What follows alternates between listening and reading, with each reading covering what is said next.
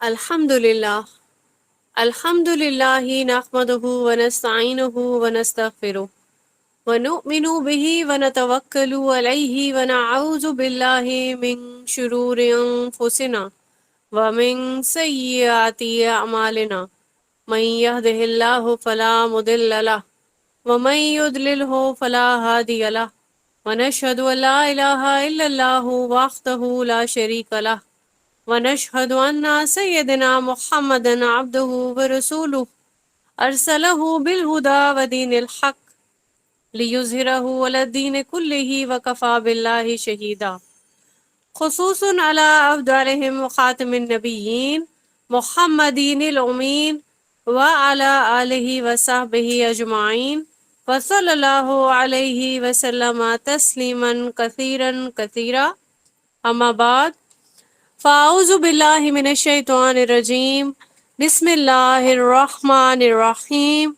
رب اشرح لی صدری ویسر لی امری واحلل عقدۃ من لسانی یفقہوا قولی.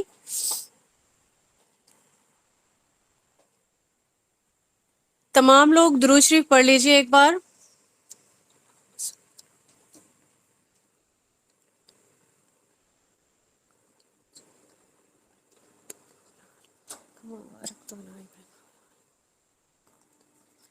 اس دعا کے ساتھ لیکچر سٹارٹ کرتے ہیں کہ اللہ تعالی ہمیں دین کو مکمل طور پر جو دین کے سیکھنے کا حق ہے اسی طریقے سے ہمیں سیکھنے کا جو فہم ہے وہ عنایت فرمائے. ہماری زندگیوں میں یہ جو تعلیم ہے یہ داخل ہو، ہم اس پہ پوری طریقے سے عمل کریں اور اللہ پاک ہمیں جو حق بات ہے اسی کو ہی سیکھنے، سمجھنے، اسی کو ہی امپلیمنٹ کرنے کی توفیق عنایت فرمائے. آمین ثم آمین. آج کا ٹاپک، ایک تو یہ بہت ٹف ہے ایک ٹاپک یہ، ٹھیک ہے، اور دوسرا اسٹوڈنٹس کی خود کی بھی یہ رائے تھی کہ یہ ٹاپک ضرور جو ہے ابھی ہی اس کو لیا جائے، ٹھیک ہے. تو یہ امپورٹنس کا حامل ہے. اور امپورٹنس کیوں ہے اس کی؟ کیونکہ ہم سب نے اس دنیا میں جو ہمارا ایک ریکوائرڈ جو ٹائم ہے جو اللہ تعالیٰ نے ہمیں ہمارے لیے مختص کر دیا، ہم نے اپنی زندگی گزارنی ہے، ٹھیک ہے، نیک اعمال کرنے ہیں. اللہ تعالیٰ ہم سبھی کو نیک اعمال کرنے کے بعد ہی اس دنیا سے اٹھائیں، اور تبھی اٹھائیں جب ہماری بخشش کا جو سامان ہے وہ پورا ہو چکا ہو. تو جو ٹاپک ہے ہمارا وہ ہے آج کا جنازے سے ریلیٹڈ. سبھی نے جو ہے مر جانا ہے اس دنیا میں، چاہے ہم خود ہیں، چاہے ہمارے بہت قریبی لوگ ہیں، سبھی نے اپنا جو ہے ٹائم پورا کرنے کے بعد دنیا سے چلے جانا ہے. تو ہمیں ایٹ لیسٹ ان سب چیزوں کا پتہ ہونا چاہیے، ٹھیک ہے. تو اسی لیے آج کا جو ٹاپک ہے وہ اسی لیے امپورٹنس کا حامل ہے. اب ہم سب لوگ دین کا علم حاصل کر رہے ہیں، ٹھیک ہے، اور چاہتے بھی ہیں کہ پوری طریقے سے ہمیں ہر ایک چیز پہ گرپ ہو.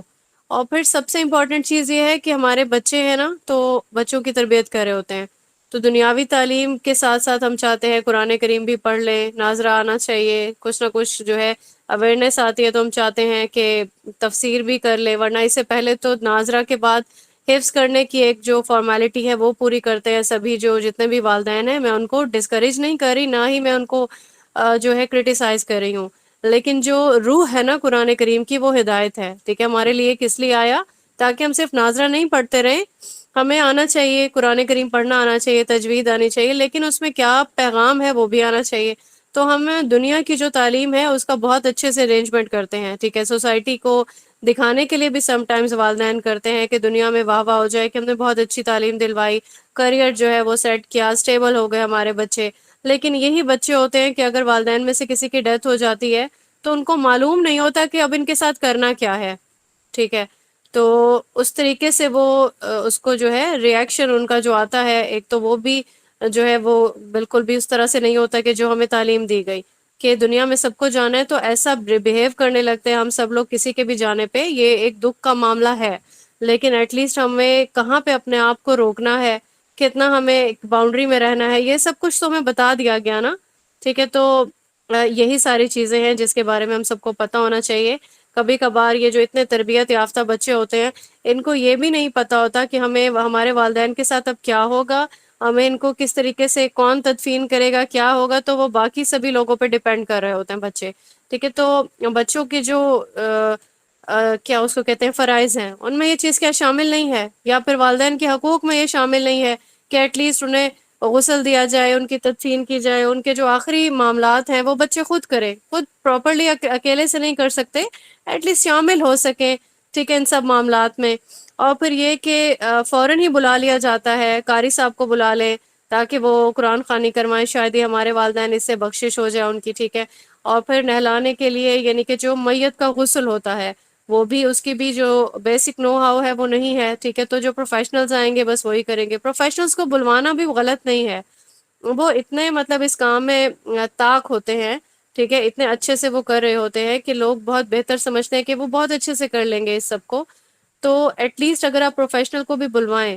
تو اس کے ساتھ بھی کھڑے ہونے کا آپ کو پتہ ہو کہ یہ سب کچھ صحیح کر رہا ہے، کہیں یہ ہمارا جو قرآن و سنت کا جو ایک ہماری تعلیم ہمیں دی گئی اس کے اگینسٹ تو نہیں جا رہے، تو آپ ساتھ میں کھڑے ہوں، آپ کو اس چیز کا پتہ ہو، تو کم سے کم اتنا تو پتہ ہو نا کہ کسی سے کام کروانے کے بھی کیا آداب ہوتے ہیں، ٹھیک ہے، تو آبزرو بھی کر سکتے ہیں۔ اچھا، یہاں پہ میں نے دیکھا کہ بہت ساری ایسی ٹریننگز کا اہتمام کیا جاتا ہے، خواتین کی طرف سے بھی اور جو مرد ہیں نا ان کی طرف سے بھی ٹریننگز کا اہتمام کیا جاتا ہے، تاکہ جو ہماری آنے والی نسل ہے، ٹھیک ہے، پہلے ہی دین سے کافی لوگ دور ہیں، تو آنے والی نسل ایسا نہ ہو کہ اس کو اس چیز کا نو ہاؤ بالکل ہی ختم ہو جائے، تو پتہ ہونا چاہیے۔ کوئی بھی خاتون ہے اس کو بہتر تو یہی ہے کہ بیٹی اور یا بالکل جو قریبی لوگ ہیں، ٹھیک ہے، وہ اس کو غسل دیں، یا اگر کسی کو آپ نے بلایا ہوا بھی ہے تو ایٹ لیسٹ اس کا ساتھ دیں، اس کے ساتھ آپ کھڑے ہوں، جو قرآن و سنت سے ثابت طریقہ ہے اسی کے اکارڈنگ آپ نے یہ جو آخری رسومات ہیں، ٹھیک ہے، آخری جو چیزیں ہیں ان کو جو ہے آپ نے اپنی نگرانی میں ہی کرنا ہے، صحیح ہے۔ تو انشاءاللہ ہم اس کو دیکھ لیتے ہیں، ہم اس کی حدیث کی روشنی میں انشاءاللہ ہم اس کو دیکھتے ہیں کہ کیا کیا جو چیزیں ہیں ہمیں ایک تو ہماری اس میں آنی چاہیے، نالج میں آنی چاہیے، اور پھر اگر اس کو کبھی امپلیمنٹ کرنا ہو تو ہمیں اس کو امپلیمنٹ کرنے میں کوئی پرابلم نہیں ہو۔ اچھا، ہم اس میں سب سے پہلے دیکھتے ہیں کہ سم ٹائمس انسان کو پتہ ہو جاتا ہے کہ میرا وقت قریب ہے، ٹھیک ہے، تو کوئی بھی شخص اگر قریب المرگ ہے، ٹھیک ہے، تو اس کو یقین ہو جاتا ہے کہ اب اس نے اس دنیا میں نہیں رہنا ہے، ایسا ہو جاتا ہے کہ سم ٹائمز لوگوں کو پتہ ہو جاتا ہے، ابھی کوئی ایکسیڈنٹل ڈیتھ نہیں ہے تو اس چیز کا آئیڈیا ہو جاتا ہے، صحیح۔ تو اس کے جو ہمیں بخاری کی ایک حدیث ہے 4440، اس میں ہمیں یہ چیز رسول اللہ صلی اللہ علیہ وآلہ وسلم کی دعا سے ملی، اور یہ دعا جو ہے وہ رسول اللہ صلی اللہ علیہ وآلہ وسلم خود مانگ رہے تھے، جو اس حدیث میں درج ہے، اللہم اغفر لی وارحمنی والحقنی بالرفیق، اے میرے رب میری مغفرت فرما، مجھ پر رحم کر اور مجھے میرے رفیق سے ملا۔ یہ اس کی ٹرانسلیشن ہے۔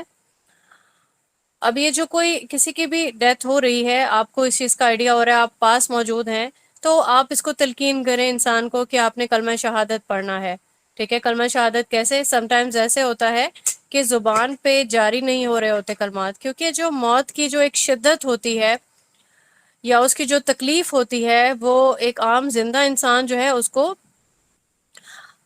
نہیں وہ مطلب وہ سمجھ سکتا، ٹھیک ہے۔ تو آپ نے کیا کرنا ہے، اگر آپ پاس جو بھی لوگ موجود ہیں وہ اونچی آواز سے کلمہ شہادت پڑھ سکتے ہیں، پھر کیا ہوگا، جو بھی سننے والا ہے یا جو بھی دنیا سے جانے والا ہے اس کے لیے وہ کلمہ شہادت پڑھنا آسان ہو جائے گا۔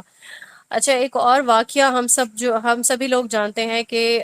رسول اللہ صلی اللہ علیہ وآلہ وسلم کے چچا جب ان کی ڈیتھ ہونے والی تھی تو رسول اللہ صلی اللہ علیہ وآلہ وسلم ایک آخری کوشش لے کے ان کے پاس پہنچے تھے۔ بخاری کی 5657 میں یہ واقعہ ہمیں ملتا ہے، اس کا ذکر ملتا ہے۔ حضرت علی رضی اللہ تعالیٰ عنہ کے والد ہیں ابو طالب، ٹھیک ہے، تو یہاں پہ ایک کوشش کی تھی رسول اللہ صلی اللہ علیہ وآلہ وسلم نے کہ اب آپ ایمان لے آئیں، اب آپ جو ہے کلمہ شہادت پڑھ لیں، کلمہ پڑھ لیں، تاکہ میں اللہ کے ہاں آپ کی کوئی سفارش کر سکوں، مطلب ایک بہت ہی اچھی نیت کے ساتھ۔ تو کوئی اگر اسلام پہ نہیں ہے، دین پہ نہیں ہے، تو آخری ٹائم تک آپ کوشش کر سکتے ہیں کہ یہ اسلام کی جو دعوت ہے آپ دے سکتے ہیں، صحیح سے یہ چیز ثابت ہوتی ہے۔ پھر یہ کہ اگر آپ کی موت آنی چاہیے، ابھی دنیا میں ہم رہتے ہیں، زندہ ہیں، تب بھی ہمیں اس چیز کو جو ہے تاکید کی گئی ہے رسول اللہ صلی اللہ علیہ وآلہ وسلم کی طرف سے، اللہ تعالیٰ کی طرف سے، کہ اچھا گمان رکھنا ہے دل میں، ٹھیک ہے۔ لوگوں کے لیے تو اچھا گمان رکھنا ہی رکھنا ہے، اللہ کے لیے کبھی اپنے دل میں برا گمان نہیں لانا، اور پھر اسی حال میں ہی ڈیتھ ہو انسان کی کہ وہ اللہ تعالیٰ سے حسن ظن رکھتا ہو، اور پھر جو بھی جس کی بھی جان نکل رہی ہے تو وہ اس بات پہ جو ہے وہ خوش ہونا چاہیے کہ میری اب اللہ تعالیٰ سے ملاقات کا وقت آنا چاہیے، آ رہا ہے، ٹھیک ہے، تو اس کے دل میں یہ آرزو ہونی چاہیے کہ میری اللہ سے ملاقات ہوگی۔ اب یہاں پہ یہ چیز بھی سوچنے والی ہے کہ یہ آرزو کس کو ہوگی۔ بخاری کی 6507 جو حدیث ہے، یہ حدیث جو ہے آپ کے ساتھ شیئر ہوگی انشاءاللہ۔ تو یہ ساری جو حدیث ہے آپ ایک ساتھ شیئر کر سکتے ہیں، اسٹوڈنٹ ساتھ ساتھ دیکھ لیں گے انشاءاللہ۔ تو یہ آرزو کس کو ہوگی؟ obviously ایک مومن ہی یہ آرزو رکھ سکتا ہے کہ میں اب اللہ تعالیٰ کا جتنے بھی احکامات تھے میں نے پورے کیے، اللہ تعالیٰ نے مجھے جیسے زندگی گزارنے کے لیے کہا میں نے ویسے ہی زندگی گزاری، میں نے احکامات کو مانا، میں نے جو چیزیں چھوڑنے والی تھی ان کو میں نے چھوڑا، میں نے دین کی دعوت بھی دی، خود بھی عمل کیا، دوسروں کو بھی عمل کرنے پہ مجبور کیا یا ان کو تاکید کی، تو وہ اللہ تعالیٰ سے ملاقات کرنے کی آرزو رکھے گا۔ لیکن جس کو اپنے اعمال نظر آ رہے ہوں گے تو obviously وہ آرزو کیسے رکھ سکتا ہے؟ تو یہاں پہ کیا کرنا ہے، ابھی سے تیاری کرنی ہے ہمیں تاکہ ہم اللہ تعالیٰ سے ملاقات کر سکیں، اللہ تعالیٰ کو فیس کر سکیں۔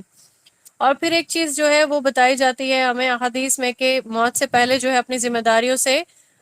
جو ہے آپ نے جو آپ کی ذمہ داری ہیں وہ پوری کر لیں۔ اب کسی کو اس کی موت کا وقت تو نہیں پتا نا،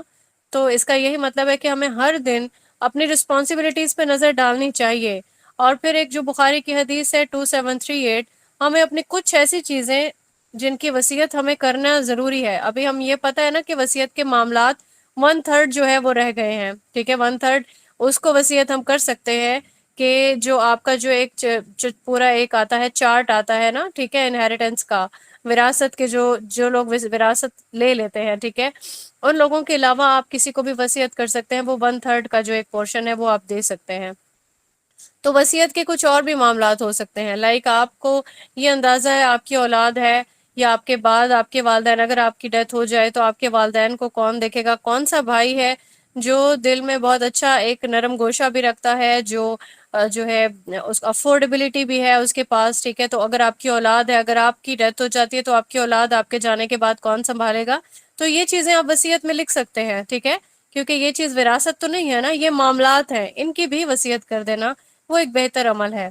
پھر ایک بات ہے کہ اللہ تعالیٰ سے سچی توبہ، تو انسان جو ہے، اب یہ چیز ہے کہ حدیث کے جو الفاظ ہیں 3537 کہ قریب المرگ جو ہے وہ اللہ تعالیٰ سے سچی توبہ کر لے۔ اب ایک اور چیز ہے کہ کسی کو یہ پتہ نہیں ہے کہ اس نے کب مر جانا ہے، کب دنیا سے چلے جانا ہے، تو اس کا مطلب یہی ہے کہ ڈیلی بیسس میں ہم اللہ سے سچی توبہ کریں، ڈیلی بیسس پہ ہی اپنے تمام گناہوں کی معافی مانگیں۔ ہمیں پتہ بھی نہیں ہوتا کہ دنیا میں ہم رہتے ہوئے روزمرہ کی زندگی میں کتنی ایسی چیزیں کر جاتے ہیں انجانے میں، ٹھیک ہے، جان بوجھ کر کرنا تو بہت ہی بڑا گناہ ہے، انجانے میں جو چیزیں ہو گئیں اس کے لیے اللہ سے سچی توبہ کرنا یہ لازم و ملزوم ہے۔ اور پھر یہ چیز کہ رات کو سونے سے پہلے سبھی کو معاف کر کے سوئیں، یہ چیز بھی توبہ میں آ جاتی ہے۔ پھر اس کے بعد ہے کہ ایک تو وفات ہو گئی کسی کی، اس کے بعد کا کیا ایک معاملہ ہوتا ہے کہ جیسے کسی کی ڈیتھ ہوئی تو گھر والے اونچی اونچی آواز سے رونے لگتے ہیں۔ اس جو ایک فیکٹ ہے کہ دنیا سے سارے ایک نے چلے جانا ہے، اور یہ بھی فیکٹ ہے کہ بہت تکلیف دہ بات ہے یہ، آپ اپنے پیاروں کو رخصت نہیں کر سکتے، مطلب رخصت کرنا تو ایک جو ہم پہ لازم و ملزوم ہے کہ ہم نے رخصت کرنا ہے، تو وہ رخصت کرتے ہوئے جو ہے ایک جو تکلیف ہے وہ سبھی فیل کرتے ہیں، والدین ہیں جن سے ہم بہت پیار کرتے ہیں، آپ کے جتنے بھی قریبی لوگ ہیں، اس میں اولاد بھی آ سکتی ہے، آپ کے پارٹنرز بھی آ سکتے ہیں، تو یہ جو نوحہ کرنا ہے نا، اونچی آواز سے رونا، ٹھیک ہے، اونچی آواز سے جس کو ماتم کرنا، نوحہ کرنا، ٹھیک ہے، یہ مکروہ ہے، اس سے میت کو تکلیف پہنچتی ہے۔ یہاں پہ بخاری کی 1292 حدیث ہے، آپ کے ساتھ شیئر ہوئی ہوگی کہ میت کو تکلیف دینے والے جو اعمال ہیں وہ آپ نہیں کر سکتے۔ ہاں، رونا خاموشی کے ساتھ آپ جو رونا ہے اس کی اجازت ہے، کیونکہ جب انسان کی تکلیف حد سے زیادہ بڑھتی ہے تو آنسو نکلنے میں انسان کا خود کا بھی کنٹرول نہیں ہوتا ہے۔ پھر اس کے بعد یہ بھی ہے کہ آپ اپنے جو بھی آپ کے وارث ہیں، آپ کو لگتا ہے کہ آپ کی ڈیتھ ہو جائے گی تو آپ کے پیچھے جو سنبھالنے والے ہوں گے، ٹھیک ہے، یہ اگر آپ ایسا کوئی وصیت کرنا چاہیں کہ میرے مرنے کے بعد یہ چیزیں ہیں تو اس میں یہ چیز بھی شامل ہو سکتی ہے، جیسے صحیح مسلم کا ایک واقعہ آپ یہاں پہ دیکھ لیجئے کہ 2240 میں صحابی رسول ہیں، انہوں نے کچی اینٹیں اپنی جو قبر ہے اس کو لگانے کو کہا، ٹھیک ہے، اس کا مطلب یہی تھا کہ جو سنت کے اکارڈنگ جو ایک جو سٹرکچر بنایا جاتا ہے نا قبر کا، ٹھیک ہے، تو اسی کی جو ایک جو وصیت ہے وہ ان کی طرف سے کی گئی تھی۔ اچھا، کچھ ایسی علامات ہیں، کچھ ایسی چیز ہیں جس سے حسن خاتمہ جو ہے وہ ظاہر ہوتا ہے، وہ بھی کچھ ایسی احادیث ہیں جو آپ کے ساتھ شیئر کرتے ہیں انشاءاللہ۔ اب ایک تو یہی ہے کہ اگر کوئی کسی کی وفات ہوتی ہے تو اس کو بہت خوش نصیب سمجھا جائے گا کہ اگر وہ کلمہ شہادت پڑھ لیتا ہے، ٹھیک ہے، لیکن آپ اس پہ خود اپنی ججمنٹ نہیں بنائیں گے، ٹھیک ہے، آپ نے دیکھنے کے بعد اپنا ججمنٹ نہیں بنا لینا کہ اوہو اس نے تو کلمہ بھی اس کو نصیب نہیں ہوا. ایسی کوئی بھی بات آپ نے کسی بھی مرنے والے کے لیے نہیں کرنی ہے، ہم سبھی نے، ٹھیک ہے. تو یہ چیز، یہ حدیث آپ کے ساتھ بھی شیئر ہوئی ہے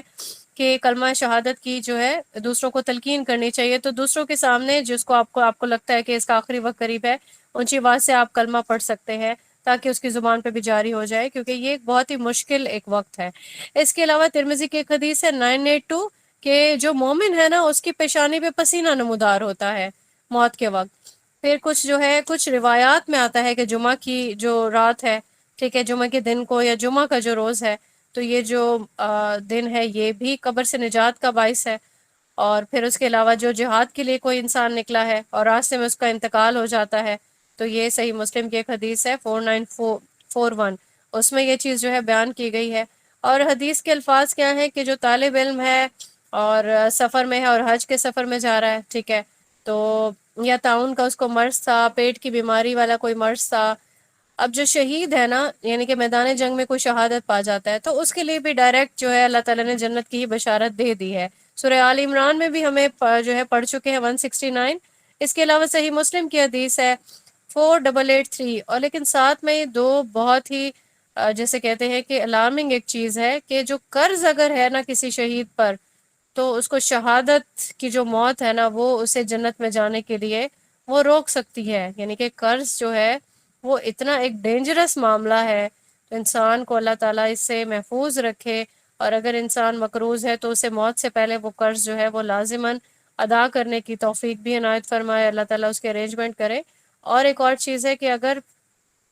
کوئی انسان پہ قرض ہے اور اس کی ڈیتھ ہو جاتی ہے، تو سب سے پہلا جو ایک مرنے والے کا جو حق ہے وہ یہی ہے کہ اس کی طرف سے قرض جو ہے وہ ادا کر دیا جائے، چاہے وہ اولاد کرے، چاہے قریبی اس کے ورثاء کرے. اور وہ اگر کچھ چھوڑ کر جا رہا ہے تو سب سے پہلے اس کی جو بھی اماؤنٹ ہے، جو بھی مال و دولت ہے، اسے اگر سیل بھی کرنا پڑے تو سب سے پہلے اسے بیچ کے آپ نے کیا کرنا ہے، قرض ادا کرنا ہے. مقروض انسان کا جو ہے حساب کتاب وہ بہت سخت ہو سکتا ہے. یہ چیز ہمیں قرآن و حدیث دونوں سے ملتی ہے. پھر احادیث آپ کے ساتھ جو شیئر ہوں گی صحیح مسلم کی 4944 ہے، اور اس کے علاوہ جو ہے 2804 ابن ماجہ کی، یہ تمام احادیث شیئر ہوں گی کہ تعاون کے مرض سے اگر کسی کو موت آ جاتی ہے، پیٹ کی بیماری سے موت آ جاتی ہے، یا کوئی ڈوب کے مر جاتا ہے، یا پھر غرق ہو جاتا ہے، یعنی کہ ملبے کے نیچے اگر دب جاتا ہے تو اس کو موت آ جاتی ہے، ٹھیک ہے، یا کوئی جل گیا آگ سے، صحیح ہے، تو یا فالج ہو گیا اس کو، یا کوئی لیڈی تھی اور پریگننٹ تھی اور اس حال میں اس کو موت آ گئی، یا پھر اگر کوئی کسی کے گھر والے پرابلم میں تھے، عزت کا مسئلہ تھا، یا مال و دولت کسی کی جو ہے لٹ رہی تھی، اور وہ اس سب چیز میں آڑے آتا ہوا، وہ حفاظت کرتا ہوا یا دین کی حفاظت کر رہا تھا، اس حال میں اس کو موت آ گئی، تو بھی جو ہے اس کا اچھا ایک خاتمہ ہوا. ٹھیک ہے، پہرے کی حالت میں اگر کوئی پہرا دے رہا ہے اور وہ دین کی جو ہے راہ ہے اور وہ جو باؤنڈریز کی حفاظت ہوتی ہے، ٹھیک ہے، اس حال میں جو پہرا دے رہا ہے اس کی بھی یہ جو حالت ہے اس کے لیے بھی حدیث انشاءاللہ شیئر ہوگی 4938 ہے. اور پھر یہ بھی کہ کوئی مر جاتا ہے اور پھر لوگ اس کے پیچھے باتیں کر رہے ہوتے ہیں کہ یا تو تعریفی کلمات ہوتے ہیں، ٹھیک ہے، تعریف بھی جھوٹی تعریف نہیں ہونی چاہیے، اس میں جو اچھی چیز تھی، ایسا تو ہو ہی نہیں سکتا کہ کوئی انسان ہے اور اس میں کوئی اچھی چیز ہے ہی نہیں، اس کی کوئی بھی اچھا عمل نہیں ہے یا کوئی بھی اچھی عادت نہیں ہے، تو ایسا ہو نہیں سکتا. تو کبھی بھی کسی کی ڈیتھ ہو جاتی ہے تو آپ نے جو ہے اس کے لیے صرف اور صرف تعریفی کلمات جو ہے وہ ادا کر رہے ہیں، اس کی کوئی برائی نہیں کرنی ہے. صحیح مسلم کی 2200 میں یہ حدیث آپ کے ساتھ شیئر ہوئی ہوگی انشاءاللہ کہ آپ نے تعریفی کلمات جو ہے وہ ادا کرنے ہیں. اور پھر اس کے بعد جو احکامات ہیں، فوراً ہی آپ کے سامنے ہی کسی کی ڈیتھ ہوئی، سب سے پہلا کام تو یہی کرتے ہیں کہ اس جو میت کی آنکھیں ہیں وہ بند کرنی ہے. ٹھیک ہے، ابن ماجہ کی 1455 حدیث ہے. آنکھیں بند کرنے میں بہت زور زبردستی نہیں کرنی چاہیے، بہت ہی نرمی سے، بہت ہی پیار سے، محبت سے آنکھیں میت کی بند کرنی ہے. اچھا، کچھ کیسز میں ایسا ہوگا کہ آنکھیں بند نہیں ہوں گی، آپ انیشیلی آپ کوشش تو کریں لیکن زبردستی نہیں کریں. اگر آنکھیں نہیں بند ہو رہی تو اس کو کھلا چھوڑ سکتے ہیں. پھر یہ کہ میت کے لیے دعا کرنی چاہیے. 2130 صحیح مسلم کی حدیث ہے. اب یہاں پہ کیا درج ہے کہ ایک فرشتے جو ہے اس دعا پر آمین کہتے ہیں. تو بہت اچھی اچھی دعائیں جو ہے وہ آپ کر سکتے ہیں اپنی جو بھی میت ہے اس کے لیے. ٹھیک ہے، تو جیسے ہی میت ہے اس کو کپڑے سے ڈھانپ دینا یہ بھی ایک اچھا عمل ہے کہ فوراً سے اس کو کپڑے سے ڈھانپ دینا چاہیے۔ اب ایک چیز آتی ہے کہ اگر کوئی احرام کی حالت میں کسی کی ڈیتھ ہو گئی، ٹھیک ہے، تو پھر یہاں پہ ہمارے پاس بخاری کی حدیث 1265 ہے۔ اس حالت میں جو اس سچویشن میں جو بھی مطلب میت کے جو کرنے والے اعمال ہیں وہ تھوڑے سے مختلف ہوں گے۔ آپ نے کیا کرنا ہے، ایک تو یہ کہ الگ سے ایکسٹرا سے کوئی کفن نہیں لینا، اسی حالت میں اس کی تدفین کرنی ہے، ٹھیک ہے۔ غسل اس کو دیا جائے گا، لیکن جیسے روٹین میں خوشبو وغیرہ لگائی جاتی ہے، یہ سب چیزیں نہیں ہوں گی، کیونکہ حالت احرام میں بھی انسان کو خوشبو نہیں لگانی ہوتی۔ تو اگر اس حال میں انسان وفات پا جائے تو اس کو انہی 2 چادروں میں اس کا جو ہے اس کی تدفین کر دینی ہے۔ اس کا چہرہ بھی نہیں ڈھکا جائے گا، یہ بھی ساتھ میں جو ہے انسٹرکشن ہے، کیونکہ حالت احرام میں بھی انسان اپنا چہرہ نہیں ڈھانپ رہا ہوتا۔ اس کے بعد یہ ہے کہ کفن میں جلدی کرنی چاہیے، بخاری کی 1315 حدیث ہے، اور یہ بہت ہی امپورٹنٹ ہے کہ تدفین میں جلدی کیوں کرنی چاہیے، کیونکہ اگر کوئی نیک روح ہے تو آپ اس کو نیکی کی طرف جو ہے بھیجنے کی جلدی کر رہے ہیں، اور ساتھ ہی جو ہے وہ بہت ہی الارمنگ جو ساتھ میں جو الفاظ ہیں کہ اگر کوئی نیک روح نہیں ہے تو اسے اس کا جو شر ہے وہ آپ نے دور کر دینا ہے۔ تو اللہ تعالی ہم سب کو ہی ایسی ہی روح جو ہے وہ بنائے کہ جو نیک روح میں جس کو کیٹیگرائز کیا جا سکے۔ آمین ثم آمین۔ ایک حدیث ہے آپ کے ساتھ شیئر ہوئی ہوگی، بخاری کی 4452 ہے کہ میت کے چہرے سے کپڑا ہٹا سکتے ہیں، اس کا بوسہ لینا جائز ہے۔ یعنی کہ سم ٹائمز لوگ آپ پہ بہت سختی کرنے لگتے ہیں کہ چہرے سے کپڑا نہیں ہٹائیں، بوسہ کیوں لے لیا، صحیح، اور بھی اس طرح کی بہت ساری چیزیں ہیں جتنی میں انشاءاللہ شیئر کر سکی آپ کے ساتھ شیئر کروں گی۔ ہمیں ان سب سے انشاءاللہ وہ دور رہنا ہے جس کا حکم نہیں ہے۔ میت کے جو اقربا ہیں ان کو صبر کرنے کی تلقین کرنی چاہیے۔ ہم نے سورہ البقرہ میں کیا پڑھا، 156 آیت ہے کہ جو بھی اس دنیا سے جائے گا اس کے لیے ہم فوراً سے جو ہے، ایک تو ہم نے انا للہ و انا الیہ راجعون پڑھنا ہے، دوسرا اس کے گھر والوں کو بھی یہی تلقین کرنی چاہیے کہ یہ پڑھنا ہے ہم نے، ٹھیک ہے۔ ساتھ میں ہمیں ایک آپ کے ساتھ پہلے حدیث بھی شیئر کی تھی کہ ام سلمہ کو رسول اللہ صلی اللہ علیہ وآلہ وسلم نے ایسا دعا کرنے کے لیے کہا تھا، اور پھر کیا ہوا تھا کہ اللہ تعالیٰ نے ان کو بہترین نعم البدل جو ہے وہ عنایت فرمایا تھا۔ اور پھر یہ چیز ہم ڈسکس کر چکے ہیں کہ کوئی بھی نوحہ نہیں کرے گا، گال پیٹنا اور یہ سب جو جہلیت کی جو رسمیں تھیں یا ان کی جو عادات تھی ان میں شامل ہے کہ کوئی بھی جو ہے اپنے گال پیٹنے لگے، گریبان پھاڑنے لگے، ٹھیک ہے، نوحہ خوانی جو ہے، یہ ساری چیزیں جو ہے یہ بالکل بھی حرام میں کنسیڈر کی جاتی ہے۔ لیکن کوئی اگر ایک تکلیف میں جو خاموشی کے آنسو ہے ان کو جو ہے 1244 بخاری میں اس کے لیے جو ہے ایک اجازت ہے۔ اب یہ جو ایک اور چیز ہے کہ کبھی کہا جاتا ہے کہ جہلیت کی جو رسم ہے اس میں یہ تھا کہ کسی کی ڈیتھ ہو جاتی تو پھر یعنی کہ جو میت کے جو گھر والے تھے، اہل و عیال جو تھے، وہ اس کے لیے اعلان کرواتے تھے، ٹھیک ہے۔ تو یہاں پہ ایک حدیث ملتی ہے، اس میں ترمذی کی ہے 984، لیکن اگر کوئی چیک کرنا چاہے تو یہ حدیث ضعیف ہے، ٹھیک ہے۔ اہل علم کا یہی خیال ہے متفقہ طور پر کہ آپ ایسا کوئی اعلان کر سکتے ہیں کہ اس گھر میں سے اس انسان کی ڈیتھ ہو گئی ہے، ٹھیک ہے، کیونکہ اگر آپ اس وقت ان کو نہیں اطلاع کریں گے تو وہ جنازہ پر پہنچ نہیں سکیں گے، جنازہ میں شامل نہیں ہو سکیں گے، کیونکہ یہ بھی ایک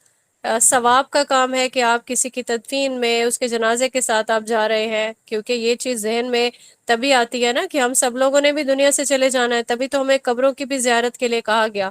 کہ اگر قبرستانوں میں کوئی جائے گا نہیں تو اس کا مطلب ہے کہ وہ اس حقیقت کو ٹوٹلی جھٹلا رہا ہے یا بھول گیا ہے کہ اس نے بھی اس دنیا سے جانا ہے۔ تو یہ ایسی رسومات جو ہے، ایسی جتنے بھی جگہ ہیں ان پہ جانا جو ہے ہمیں اس کی تاکید اسی لیے کی گئی ہے تاکہ انسان اپنی موت کو بھی یاد کرتا رہے۔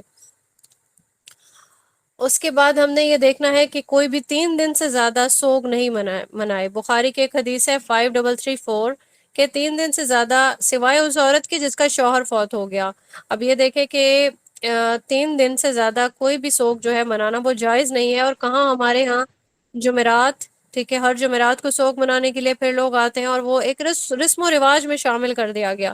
جمعراتیں ہو رہی ہیں، کل خوانی 3 دن کے بعد کل خوانی ہے، پھر اس کے بعد جمعراتیں ہیں، پھر 7 جمعرات اگر کوئی نہیں منا رہا تو اس کا مطلب ہے کہ آپ کو جو ہے مرنے والے سے محبت نہیں تھی، ٹھیک ہے، تو یہ بدعات میں شامل ہے۔ پھر اس کے بعد 40 دن گزر گئے، اب 40واں کیا جا رہا ہے، اسراف ہو رہا ہے، جو لوگ کھاتے پیتے سارے گھرانے ہیں وہ پہنچ جاتے ہیں، وہاں پہ مزید جو ہے دعوتوں کا اہتمام کیا جاتا ہے۔ تو یہ سب چیزیں دین میں شامل نہیں ہیں. اسی اماؤنٹ سے آپ کسی غریب کی مدد کر سکتے ہیں، اور یہ لاکھوں کی ایک ڈیل ہے، ٹھیک ہے، جمعرات کرنا،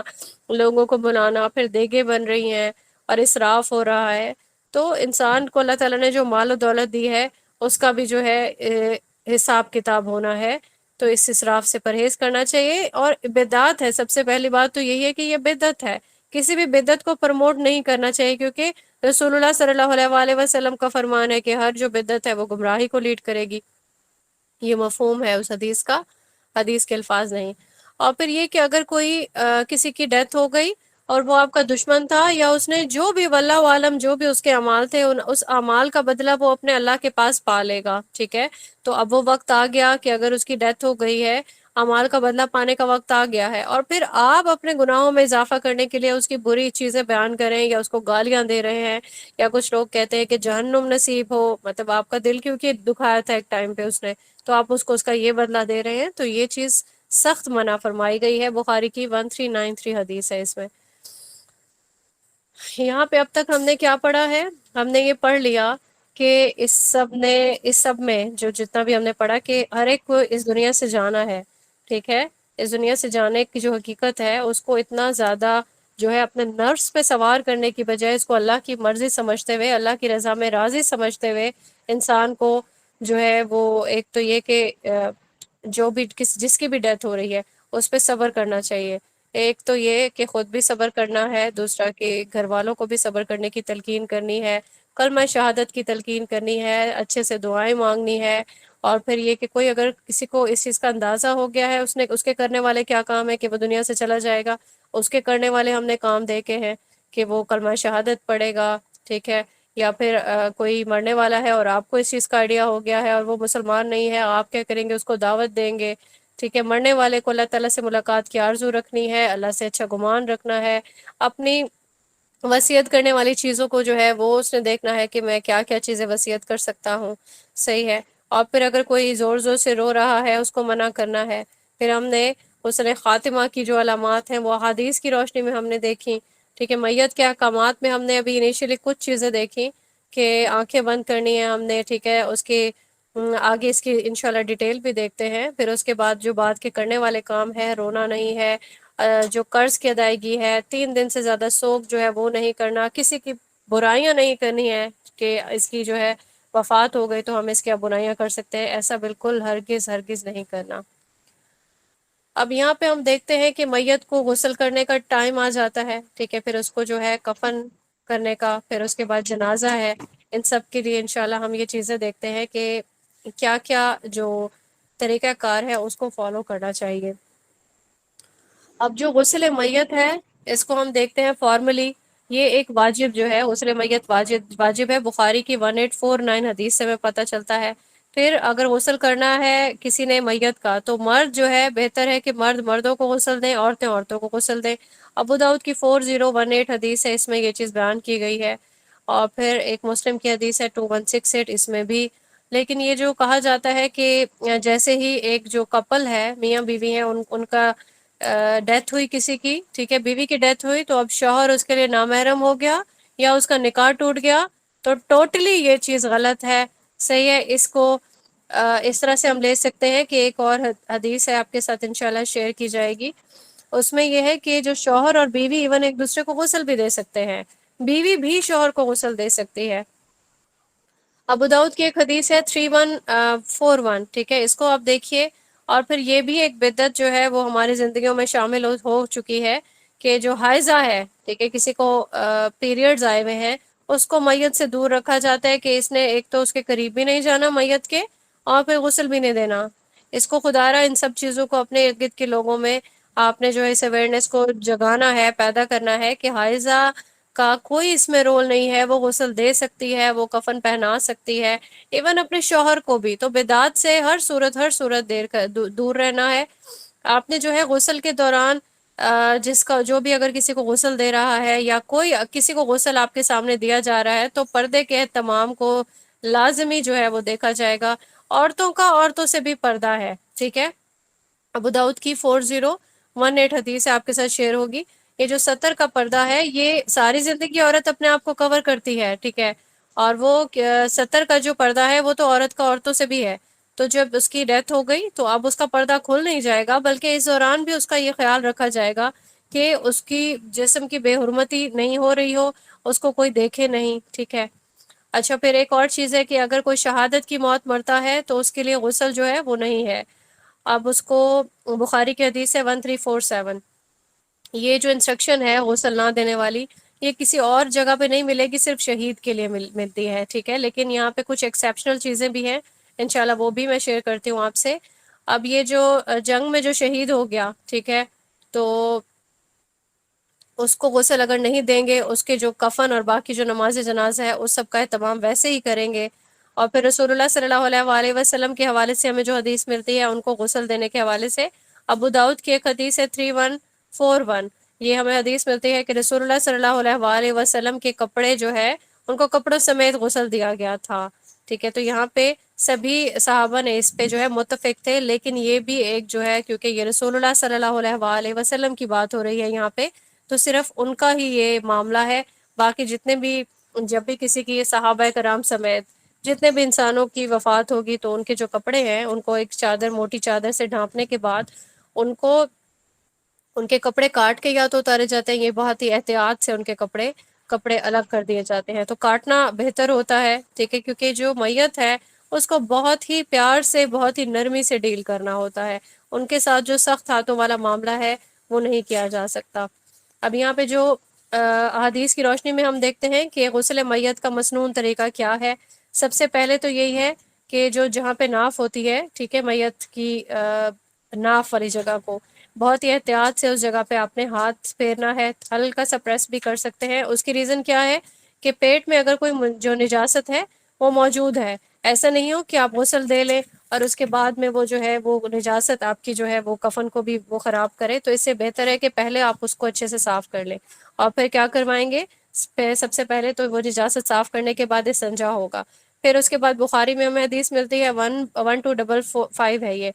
کہ دائیں جانب سے اعضاء کو دھونا جو ہے وہ سٹارٹ کرنا ہے۔ رسول اللہ صلی اللہ علیہ وآلہ وسلم نے اپنی جو ان کی بیٹی تھی ان کے لیے یہ جو ہے انسٹرکشن پاس آن کی تھی کہ دائیں جانب سے اس کا جو غسل ہے وہ سٹارٹ کرنا ہے۔ غسل کو 3 مرتبہ یا 5 مرتبہ یا زیادہ مرتبہ اگر ضرورت پڑ رہی ہے پانی بہانے کی تو دیا جا سکتا ہے، ٹھیک ہے، تعداد میں آپ اس پہ جو ہے میت پہ پانی بہا سکتے ہیں۔ پھر اس کے علاوہ جو بیری کے پتے ہیں، یہ آپ کو جگہ جگہ حدیث میں ملے گا کہ غسل کے لیے بیری کے پتوں کا جو استعمال ہے صفائی کے لیے وہ ضرور کرنا چاہیے، ٹھیک ہے۔ اس کے علاوہ سوپ بھی، ڈٹرجنٹ بھی استعمال کر سکتے ہیں، سر دھونے کے لیے شیمپو بھی یوز کر سکتے ہیں، کوئی ممانعت نہیں ہے اس میں۔ اچھا، ایک جو چیز یوز کرتے ہیں کافور، ٹھیک ہے، تو کافور جو ہے یہ اسٹارٹ سے ہی یوز ہوتا آ رہا ہے، یہ اب کی چیز نہیں ہے، کافور کا استعمال کرنا چاہیے۔ اچھا، اس کا ایک استعمال اس لیے بھی کیا جاتا ہے کہ میت کا کیونکہ جسم ڈھلنے لگتا ہے اور پھر کیا ہوتا ہے کہ چونٹیاں بھی اور موذی جانور بھی وہ فوراً سے قریب آنے لگتے ہیں۔ کافور ایک ایسی چیز ہے کہ اس کے استعمال سے جو جلد ہے نا میت کی، ٹھیک ہے، وہ بہتر رہتی ہے کافی دیر تک۔ اور پھر اگر عورت کو غسل دیا جا رہا ہے تو بخاری کی 1260 حدیث ہے کہ اس کے بال کھول دینے ہیں، ٹھیک ہے، جس طرح سے بالوں کو جنابت کا ایک غسل دیا جاتا ہے، یہ غسل بھی ویسا ہی ہوگا۔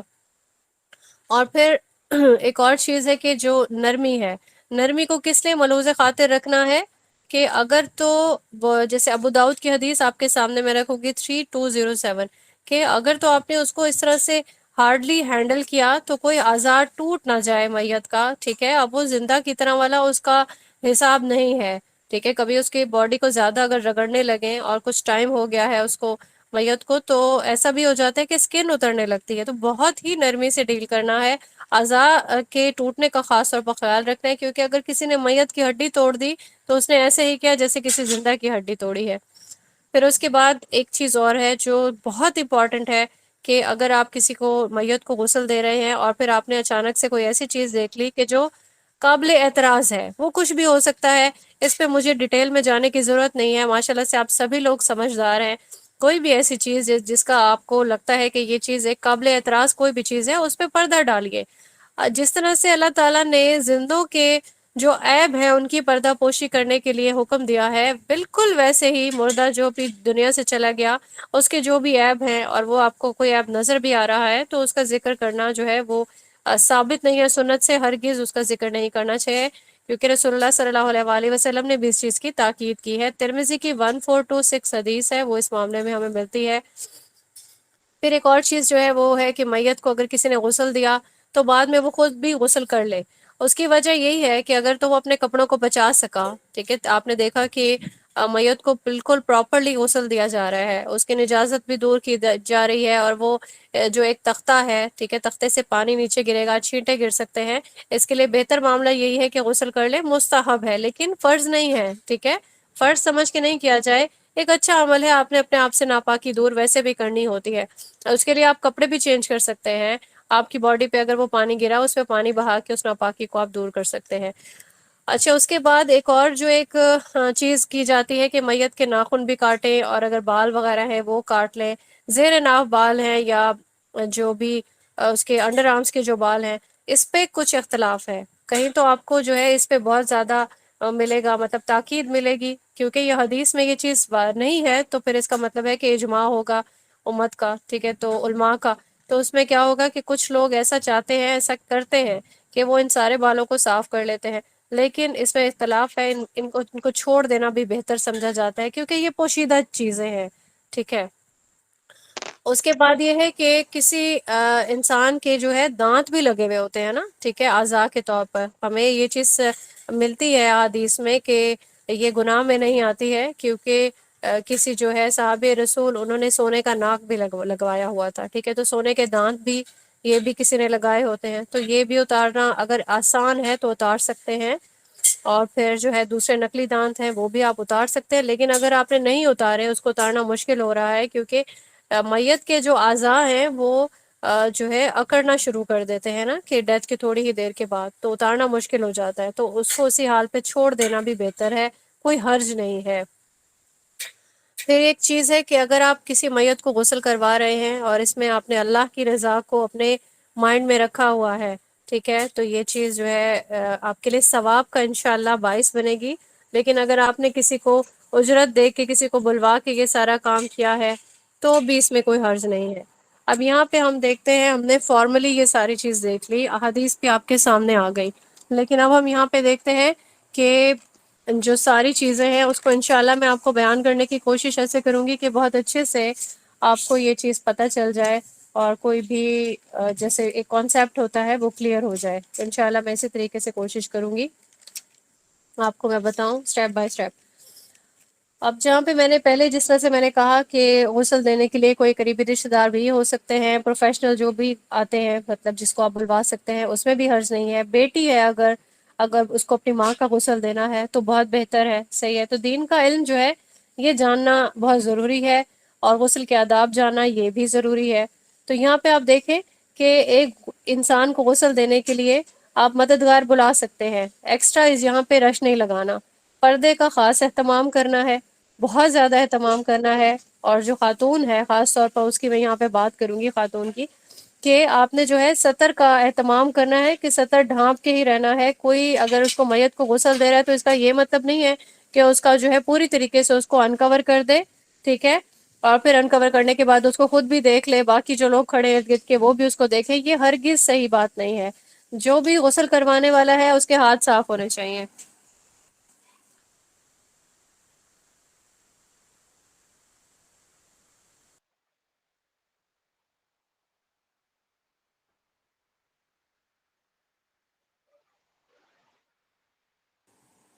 اچھا، یہاں پہ ایک اور چیز ہوگی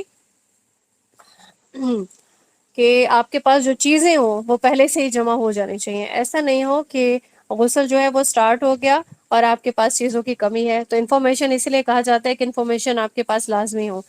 غسل دینے والا اپنے ہاتھ صاف رکھے گا، کیونکہ وہ پانی کے جو ڈول ہے اس میں اپنے ہاتھ ڈال رہا ہوگا، ٹھیک ہے۔ تختہ جو ہوتا ہے جس پہ غسل دیا جاتا ہے وہ تختہ ہو، تختے کو رکھا کہاں پہ جائے گا؟ جہاں پہ پانی کا جو نکاس ہے وہ ہو سکے، یعنی کہ جو بھی پانی بہایا جا رہا ہے وہ فوراً جو ہے وہ ڈسپوز آف ہوتا رہے۔ بیری کے پتوں کا انتظام کرنا ہے، ٹھیک ہے، ڈٹرجنٹ بھی یوز کیا جا سکتا ہے ساتھ میں، اور پھر یہ کہ گلوز ہونا چاہیے، پانی بالکل صاف ستھرا ہو، اور نیم گرم پانی اس کا استعمال کرنا چاہیے۔ نیم گرم پانی آپ اس پہ گرم بھی کر سکتے ہیں. آپ کو گیزر سے نکالنا ہے آپ گیزر سے بھی نکال سکتے ہیں. کافور ہونا چاہیے, ڈسٹ بن ہونی چاہیے, کفن پہلے سے ہونا چاہیے, چادریں ہونی چاہیے, ٹاول ہونا چاہیے, روئی کے بنڈل ہونے چاہیے, کینچی جس سے آپ ان کے کپڑے کاٹیں گے, ٹھیک ہے, بالٹیاں آپ کے پاس ہوں, ایٹ لیسٹ 2 ضرور ہوں, مگ ہوں, پانی کا انتظام ہو. اب یہ کرنا ہے کہ سب سے پہلے بیری کے جو پتے ہیں ان کو بوائل کر لینا ہے, ٹھیک ہے, تھوڑی سی اس میں سے جھاگ بھی بن جائے گی. اب پتے پہلے دھو لیں تاکہ وہ گندے پتے اس میں مٹی والے نہیں ڈال دیں. پتے پہلے دھو لیں, ان کو بوائل کریں, چھان لیں. پھر اس کے بعد وہ جو پانی ہے, پانی کی ایک فل بکٹ آپ نے اس میں بنا لی. پھر یہ ہوا کہ ایک اور بکٹ ساتھ میں لے لی, اس بکٹ میں پانی, اسی میں سے پانی نکال کے ایکسٹرا سے رکھ لیا, کیونکہ احادیث میں ہم نے دیکھا کہ جو آخری پانی کا جو ہے کس طرح سے ہمیں بتایا گیا کہ اوپر جو پانی ڈالنا ہے 3 بار بھی ڈالا جا سکتا ہے, 5 بار بھی ڈالا جا سکتا ہے, 7 بار بھی ڈالا جا سکتا ہے. اب کرنا کیا ہے کہ آخری بار جو پانی ڈالنا ہے اس میں کافور ملا لینا ہے, ٹھیک ہے, تاکہ وہ اس کا جو باڈی پہ جو پانی رہ جائے وہ کافور میں اس میں مکسچر شامل ہو. اب یہاں پہ ہم نے دیکھا کہ سب سے پہلے تو کوئی بھی اگر زیور ہے اس کو نکالنے کے لیے ایسی ایفرٹ نہیں کرنی کہ میت کی کوئی بھی جگہ زخمی ہو جائے, ٹھیک ہے. بہتر طریقہ یہی ہے کینچی سے کاٹ دیں, کوئی بھی کانوں میں یا کوئی ناک پہ, کوئی جو جیسے لونگ ہوتا ہے, ٹھیک ہے, یا کوئی اگر چوڑیاں یا کوئی ایسا زیور ہے اس کو کاٹ کے اگر الگ کیا جا سکتا ہے کریں, ایزیلی اتارا جا سکتا ہے اتار دیں. اب لباس اتارنا, شرٹ خاص طور پر وہ بہت ٹف ہو جاتا ہے, کیونکہ اگر تو باڈی میں اکڑاہٹ آ گئی تو کیسے شرٹ کو اتارا جائے گا, تو بہتر ہے کاٹ لیں, ٹھیک ہے. اور اس کے بعد اس کو جو ہے پہلے سے ہی چادر ڈال لیں. ایسا نہیں ہو لباس کاٹا آپ نے اس کو الگ کیا, چادر نہیں ڈالی, پہلے اس پہ باڈی پہ چادر ڈالیں. چادر ایسی پتلی نہیں ہو کہ پانی ڈالا اور باڈی فیل ہونے لگی, نظر آنے لگا, تو موٹی چادر جو ہے اس کا جو ہے تمام کرنا ہے. موٹی چادر ڈال دیں, لباس سارا کاٹ کے الگ کر لیں. اس کے بعد پیٹ کی صفائی, ابھی حدیث میں ہم نے دیکھا سب سے پہلے کیا کرنا ہے, پیٹ کی صفائی کرنا ہے. کیسے؟ زیر ناف یا ناف کے ارد گرد ہلکے ہاتھوں سے آپ نے پریس کر سکتے ہیں, ہاتھ بھی پھیر سکتے ہیں. پھر کیا ہوگا کہ اگر تو کوئی ایسی نجاست پیٹ میں موجود ہے وہ نکل جائے گی. اب جو ہے ہم نے گلوز ایک پیئر نہیں رکھنا, 3 سے 4 پیئر رکھ سکتے ہیں. تو سب سے پہلے کیا ہوگا, آپ نے یہ پیٹ کی صفائی کی, فوراً استنجا کی ضرورت محسوس ہوئی, استنجا کروانا ہے 3 مرتبہ گلوز کے ساتھ. آپ نے جو میت کی شرم گاہ ہے اس کو ڈائریکٹلی ہاتھ نہیں لگانا, اور بلا ضرورت اس شرم گاہ کو آپ نے اس پہ نظر بھی نہیں ڈالنی ہے, ٹھیک ہے. تو پھر جو کیا کیا, استنجا کروایا 3 مرتبہ, اور پھر وہ گلوز اتارے. ساتھ میں ڈسٹ بن ہونی چاہیے آپ کی, فوراً چیزوں کو ڈسپوز آف کرتے رہے, ٹھیک ہو گیا. تو یہاں پہ استنجا کروانے کے بعد پانی اس پہ اچھے سے ڈالیا 3 مرتبہ. اب جو نیچے والی جو چادر ہے اس کو آپ ہٹا سکتے ہیں, ٹھیک ہے, اس پہ وہ نجاست لگی ہوگی تو وہ اس کو ہٹا سکتے ہیں. سر کے بال کھول لیے, وضو کروانا ہے. سٹارٹ کیسے ہوگا, وضو کروانا ہے مسنون جو وضو کا طریقہ ہے, دائیں جانب سے سٹارٹ کرانا ہے. اب آبویسلی منہ سے آپ فلی نہیں کروا سکتے, اس کے لیے روئی استعمال کر سکتے ہیں, کپڑا بھی یوز کر سکتے ہیں, کپڑے کے ٹکڑے کر لیں کچھ ٹکڑے, ٹھیک ہے. 3 اگر آپ نے روئی لی تو 3 اس کے حصے کر لیں, مطلب اتنے کریں کہ اس کو بھگو کے, اور پھر اس کے منہ کا جو خلال ہے وہ کر لیا, ناک کا خلال کر لیا, ٹھیک ہے. اسی طریقے سے منہ پہ پانی بہا لیا. پھر اس کے بعد بازو جو ہے وہ دھوئے, دونوں بازو دھو لیے. اس کے بعد کیا کرنا ہے, آپ کا جو بال ہے سر کے یہ کھول لیے. اب یہ جو پاؤں ہے یہ پہلے نہیں دھونے ہیں, سب سے آخر میں پاؤں, یعنی کہ پورا وضو کیا, سب سے آخر میں پاؤں. اس کے بعد آپ نے یہ جو سر ہے اس کو دھو لینا ہے شیمپو سے. شیمپو کرنے کے بعد بالوں کو اچھے سے دھو لیا, پانی اس پہ 3 بار بہا لیا, صحیح ہے نا. اسی طریقے سے جیسے ہمیں حدیث میں بتایا گیا کہ دائیں جانب سے سٹارٹ کرنا ہے. اب جو دائیں جانب ہے باڈی کو کروٹ آپ نے دے سکتے ہیں, چادر اوپر رہے, ٹھیک ہے. اسی لیے 2 لوگ 3 لوگ مل کے یہ کام کر سکتے ہیں, اور ایک دوسرے کی مدد کرے. اس میں باڈی کو بہت ہی پیار سے میت جو ہے اس کو آپ نے اس کا جو ہے کروٹ بدلنی ہے, دائیں جانب سے کور رہتے ہوئے اس کے اندر آپ نے پانی ڈالنا ہے, ٹھیک ہے, باڈی پہ. اور پھر دائیں جانب پہلے 3 بار پانی ڈال لیا, پھر اس کے بعد اس کو جو ہے سوپ اس پہ لگا سکتے ہیں, کوئی اگر آپ کے پاس لیکوڈ سوپ ہے وہ بھی یوز کر سکتے ہیں, رگڑے بغیر بہت ہی احتیاط سے. اور پھر اس کے بعد بائیں جانب, اب یہ دونوں یہ کام ہو گیا. اس کے بعد کیا کرنا ہے کہ جو کوئی اچھا سا ایک ٹاول لے لیا, ٹھیک ہے. ٹاول لینے کے بعد باڈی کو خشک کرنا ہے, ایسے نہیں کرنا جیسے ہم زندہ حالت میں ہم اپنے آپ کو رگڑ رگڑ کے صاف کر سکتے ہیں, ایسا ہرگز نہیں کریں, اسکن بھی اترنے کا خدشہ ہوتا ہے. تو بہت ہی احتیاط سے محبت سے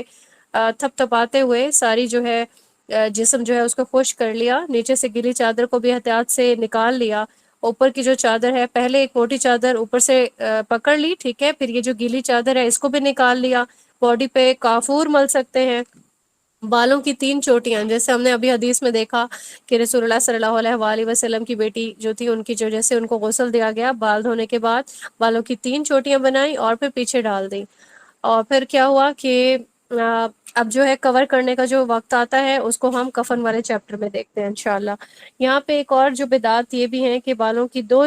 چوٹیاں بناتے اس کو سینے پہ ڈال دیا جاتا ہے، ٹھیک ہے، اس سے پرہیز کرنا ہے۔ اور پھر یہاں پہ ایک اور بدعت ہے، یہ جو حائضہ والی پہلے شیئر کی آپ کے ساتھ حدیث کہ کوئی حائضہ ہے اس کو کہتے ہیں کہ دور رکھنا ہے اس کو، ٹھیک ہے، تو دور نہیں رکھنا، بلکہ وہ ایون غسل میں بھی پارٹیسپیٹ کر سکتی ہے۔ اور پھر کچھ لوگ کیا کرتے ہیں، جہاں پہ غسل دیا جا رہا ہے اونچی اونچی آواز میں قرآن کریم کی تلاوت کرنے لگتے ہیں، ٹھیک ہے، یا پھر کیا کرتے ہیں کہ ایک ایک رشتہ دار کو بلاتے ہیں، مطلب آپ کتنا ایک تضحیق کر رہے ہیں نا، مطلب لوگ کے ایک ایک رشتہ دار کو بلا رہے ہیں، آئے پانی کا لوٹا ڈال جائیں، آئیں جی پانی کا ایک ایک لوٹا ڈالتے جائیں، تو میت پہ ایک ایک انسان آ رہا ہے، وہ سب جو ہے میت کو دیکھ بھی رہے ہیں اور پھر پانی بہا رہے ہیں، یہ طریقہ بالکل بھی سنت کے خلاف ہے۔ اور کیا کیا جاتا ہے، کچھ لوگ کیا کرتے ہیں، میت کو سرما لگانے لگتے ہیں، یا پھر آب زمزم اس پہ چھڑک رہے ہیں، یا پھر کوئی کسی پیر فقیر کی یا کسی مزار کی چادر جو ہے وہ ڈالنے کی کوشش کرتے ہیں تاکہ حساب کتاب میں آسانی ہو۔ صحیح، تو یہ ساری چیزیں آپ کی بخشش نہیں کروا سکتی ہیں، اپنے عمل پہ خدا را اپنی زندگی میں ہم سبھی کو جو ہے وہ نظر ثانی کرنی ہے، کیا ہمارا عمل اس طرح ہے کہ ہم مرنے کے بعد اللہ تعالیٰ کو فیس کر سکیں، بار بار بار بار اسی جملے کو دہرائیں، کیا اللہ تعالیٰ کو میں فیس کرنے کے لائق ہوں؟ اب اس وقت پہ آب زمزم یا عرق گلاب کیا کرے گا، یا کسی مزار کی جو چادر ہے وہ کیا کرے گی، یا کسی چادر پہ اگر کلمہ لکھا ہوا ہے تو وہ کیا کرے گا، ٹھیک ہے، جو ان سب بدعات سے دور رہتے ہوئے جو طریقہ ہمیں سنت سے بتا دیا اسی طریقے سے ہم نے کرنا ہے۔ اب جو شہید ہے اس کے لیے ضرورت نہیں ہے غسل کی، اور پھر ایکسیپشنل کیسز یہ ہیں کہ اگر کوئی میت جل جاتی ہے، اس قدر اس کا جسم جل گیا ہے کہ غسل دینا پاسبل ہی نہیں ہے، تو پھر وہ اس حال میں اس کی تدفین کی جا سکتی ہے، لیکن کیا ہوگا، تیمم کروانا ایک جو ہے وہ ایک مسنون طریقہ ہے، تیمم کروا کے اس کو جو ہے کفن میں لپیٹا جا سکتا ہے۔ اچھا، یہاں پہ جو اب تدفین کے جو معاملات ہیں اس میں بھی ہم دیکھ لیتے ہیں۔ پہلی بات تو یہ کہ آج کل جو مارکیٹ میں کفن اویلیبل ہے نا، اس میں بتا دیا جاتا ہے کہ یہ کفن خاتون کا ہے اور یہ جو ہے یہ مرد کا کفن ہے۔ اب اس کے لیے یہاں پہ اختلاف آ جاتا ہے کہ جیسے کہ رسول اللہ صلی اللہ علیہ وآلہ وسلم کی جب کفن ان کو دیا گیا تو وہ 3 کپڑوں میں کفن دیا گیا، ٹھیک ہے، تو یہاں پہ ایک اور چیز ہے کہ جس طرح سے عورت کے لیے 3 کپڑے کہے جاتے ہیں، ٹھیک ہے، کہ 3 کپڑوں میں عورت کو بھی تدفین اس کی 3 کپڑوں میں ہی کی جائے گی، اور کچھ جگہوں پہ ہے کہ اس کے لیے 5 کپڑے ہیں، ٹھیک ہے، تو اگر کوئی یہ کہتا ہے کہ اگر تو یہاں پہ بتانا جو ہے وہ لازمی ہوتا تو رسول اللہ صلی اللہ علیہ وآلہ وسلم جب اپنی بیٹی کے لیے یہ سارا جو ہے کفن کا انتظام کر رہے تھے تو وہ یہاں پہ یہ چیز بتا دی جاتی، لیکن یہاں پہ سارے جتنے بھی علماء ہیں ان کا اس پہ اجماع ہے کہ عورت کے لیے 5 کپڑے ہوں گے، ٹھیک ہے، 5 کپڑے، یعنی کہ اس کے سرین کو بھی جو ہے الگ سے اس کو ڈھانپا جائے گا، اور اس کا جو ایکسٹرا ایک چادر جو ہے اس کی چھاتی پہ بھی ایک رکھی جائے گی، ٹھیک ہے، اور دونوں ہی ٹھیک ہیں۔ اگر کوئی 5 کپڑوں میں بھی کفن جو ہے وہ کرنا چاہتا ہے، لیکن ایسی کیونکہ کوئی روایت نہیں ہے میں آپ کے سامنے یہ چیز رکھ نہیں سکتی ہوں، لیکن اگر کوئی اس میں تدفین کرتا ہے تو مجھے ایسا لگتا ہے کہ جس چیز پہ اجماع ہوتا ہے امت کا، ٹھیک ہے، اس پہ ہمیں کوئی اس میں بحث میں پڑنا نہیں چاہیے، بس یہ ہے کہ ایک اچھا کفن جو ہے وہ وفات پانے والے کو دینا چاہیے۔ صحیح مسلم کی 942 حدیث ہے کہ جو بھی دنیا سے جا رہا ہے اس کو اچھے کفن، کیونکہ دیکھیں یہ اس کا آخری کپڑا ہے، اب اس میں قیمتی ہونے سے مراد نہیں ہے، عمدہ ہونے سے مراد نہیں ہے، صاف ستھرا ہو، ٹھیک ہے، بہتر طریقے سے آپ نے ان کو دینا ہے جو کفن ہے۔ اور پھر یہ کہ اگر جانے والا ہے کہ ترکے میں اتنا مال ہے تو اس کے اپنے ترکے سے ہی اس کو جو ہے کفن دے دیا جا سکتا ہے۔ ہم نے پہلے دیکھا کہ جو شہید کے جو کپڑے ہیں ان کو ہم ویسے ہی جو ہے اس کو دفن کر سکتے ہیں، اور جو بھی احرام کی حالت میں ہے احرام کی 2 چادروں میں ہی اس کو کفن دیا جا سکتا ہے۔ اب کفن کے لیے جو رنگ ہے نا وہ سفید کپڑا، اس کا ہمیں حدیث میں تذکرہ ملتا ہے ترمذی کی 994 میں کہ سفید رنگ کے کپڑے میں کفن دینا مستحب ہے، ٹھیک ہے، اس کے بعد یہ ہے کہ وہی والی بات کہ کسی بھی جو پیر کا جو ہے دیا ہوا کوئی لباس یا کوئی جو جسے کہتے ہیں چادر، یہ انسان کو یا مردے کو عذاب سے نہیں بچائے گا، اس لیے اس کو جو بھی نارمل جو بھی حساب ہے اس کا اسی طریقے سے ہی کفن دینا چاہیے۔ بخاری کی ایک حدیث آپ کے ساتھ شیئر ہوئی ہوگی 5796، جس میں یہ دلیل ہمیں ملتی ہے کہ رسول اللہ صلی اللہ علیہ وآلہ وسلم نے، عبداللہ بن ابی جو ہے ان کا منافق تھے، ٹھیک ہے، تو رسول اللہ صلی اللہ علیہ وآلہ وسلم کا جو ان کا جنازہ پڑھوانا یا ان کے لیے استغفار کی دعا کرنا، یہ بھی چیز جو ہے ان کا عذاب اس انسان کا نہیں اٹھا سکی، ٹھیک ہے، تو یہ ساری چیزیں سے ثابت ہے۔ اچھا یہاں پہ اب دیکھیں کہ جب بھی کفن دیا جائے گا تو خاتون کے جو کفن ہوگا، اگر ہم اس میں 5 کپڑے لے رہے ہیں تو کیا کیا چیز ہوگی اس میں، چادریں ہوں گی، ٹھیک ہے، تہ بند یعنی کہ نیچے کا حصہ ہوگا، اوپر کا حصہ ہوگا، پھر اوڑھنی جس سے پورے باڈی کو لپیٹ دیا جائے گا، لفافہ، لفافہ اس چادر کو کہتے ہیں جس میں پوری کی پوری باڈی یعنی کہ نیچے سے بھی وہ کپڑا زیادہ ہوتا ہے، اوپر سے بھی زیادہ ہوتا ہے، پھر اس کے بعد ازار بولتے ہیں، یعنی کہ وہ کپڑے کی لمبی لمبی کاٹی ہوئی جو ہے وہ ایک ایسی شیپ ہوتی ہے کہ جسے باندھ سکیں، تسمہ کہہ سکتے ہیں، آزار کہہ سکتے ہیں، ٹھیک ہے، اور پھر ایک ایکسٹرا جو کپڑا ہے سربند کے طور پر یوز ہوتا ہے، کیونکہ خاتون کا سر جو ہے وہ ڈھکنا جیسے سکارف کو ڈھکا جاتا ہے بالکل ویسے وہ ڈھکنا جو ہے وہ ضروری ہے۔ اچھا یہاں پہ ہم دیکھتے ہیں کہ یہ جو کفن والا جو تختہ ہے نا، یہاں پہ چادروں کو بچھا لیا جائے گا، ٹھیک ہے، چادروں پہ کافور ڈالا جا سکتا ہے، سر کو لپیٹیں گے کیونکہ پہلے سر کی جو ہے چٹیاں کر کے پیچھے ڈال دیے تھی، اس کی جو 3 چٹیاں کر کے بالوں کی، تو اسکارف سے سر کو ڈھانپ لیا، اب جیسے کہ بالکل جیسے اسکارف پہنا جاتا ہے اسی طریقے سے سر کو ڈھانپنا ہے، اس پہ گردن کا حصہ بھی آ جائے گا، پھر اس کے بعد دوسری چادر سے باڈی کو آپ نے سارا لپیٹ لیا، ٹھیک ہے، اور پھر جو سب سے بڑی چادر ہے وہ بھی نیچے پہلے سے ہی بچھا لینی ہے جو تختہ کفن ہے اس پہ، اور اس میں جو ہے اب یہ ہے کہ انیشیلی چہرے کو اگر نہیں ڈھانپتے تو ٹھیک ہے، چہرہ اور چہرہ کھلا ہو تاکہ لوگ آتے ہی چہرے کو دیکھنے کی کوشش کرتے ہیں، اور ایک خواہش ہوتی ہے، ٹھیک ہے، جو بھی آپ کے پیارے ہیں وہ چہرے کو دیکھ سکتے ہیں، ایون بوسہ بھی لے سکتے ہیں، تو چہرہ اب انیشیلی نہیں ڈھانپا ہوا، لیکن جیسے ہی تدفین کا آپ کا جو جنازے کا جو ٹائم ہے وہ قریب آ رہا ہے تو پھر اس کے بعد آپ چہرہ بھی ڈھانپ دیتے ہیں، صحیح ہو گیا، تو پھر پوری جو اس کے لیے جو ایک ٹریننگ ہے، ہم سب کو کوشش کرنی چاہیے کہ ہمیں وہ ٹریننگ اٹینڈ کرنی چاہیے جس میں ہم یہ ساری چیزیں آبزرو بھی کر سکیں، ہم نے پڑھ لیا، پڑھنے کے بعد ہم اس کو آبزرو کریں گے، دیکھ لیں گے کہ کیسے یہ سارا جو ہے کیا جا رہا ہے، تو اس کے لیے جو بھی ٹریننگ ہو رہی ہے آپ کے ارد گرد ایسی کوئی یا اہتمام کیا جا رہا ہے اور آپ کو پتہ چلتا ہے، آپ اس کو لازماً اٹینڈ کریں، اور پھر اس کو آپ تاکہ آبزرویشن کی جو چیز ہے وہ مائنڈ میں بہت اچھے سے بیٹھ جاتی ہے، اس کے بعد جو ہے پوری باڈی کو اچھے سے ریپ کر کے جس کو لفافہ کہا جاتا ہے، پھر اس کے بعد اس کو باندھ دیا جاتا ہے، اور پھر جنازہ جو ہے پڑھنا جو ہے اس کا عمل آ جاتا ہے۔ اب ہم دیکھتے ہیں یہاں پہ جنازہ، یعنی کہ جنازے کو اگر جنازہ جو پڑھتے ہیں، اب امام جب جنازہ پڑھتا ہے کوئی تو وہ جو خاتون ہے اس کے درمیان میں کھڑا ہو کے پڑھتا ہے، ٹھیک ہے، اور جو بھی یہ مرد ہوگا تو وہ سر والی سائڈ پہ، ٹھیک ہے، اس میں جو تکبیریں ہیں اس کا بھی ہم انشاءاللہ دیکھ لیتے ہیں کہ کیا کیا تکبیرات جو ہے وہ شامل ہیں۔ سب سے پہلے تو یہ ہم دیکھ لیتے ہیں کہ جب جنازے کو لے کے جایا جا رہا ہوتا ہے تو اس میں جلدی کرنی چاہیے، بخاری کی 1315 میں یہ چیز بیان کی گئی ہے، جنازے کے ساتھ چلنا اور کندھا دینا سنت ہے۔ بخاری کی ایک اور حدیث ہے 1240، اس میں یہ جو ہے یہ ایک مسلمان کا مسلمان پہ حق ہے کہ آپ اس کی جو آخری رسومات ہیں ان میں اس کا ساتھ دیں، ٹھیک ہے، اب جنازے کے آگے بھی چلنا جو ہے وہ بھی کوئی اس میں بری بات نہیں ہے، اور پیچھے بھی چلا جا سکتا ہے، لیکن اگر جنازے کے پیچھے کوئی چل رہا ہے تو یہ بھی بالکل ٹھیک ہے، یہاں پہ حدیث آپ کے ساتھ انشاءاللہ شیئر ہوں گی، لیکن جو جنازے کے ساتھ جو ہے سوار ہونا، ٹھیک ہے، یہ بھی ایک ناپسندیدہ عمل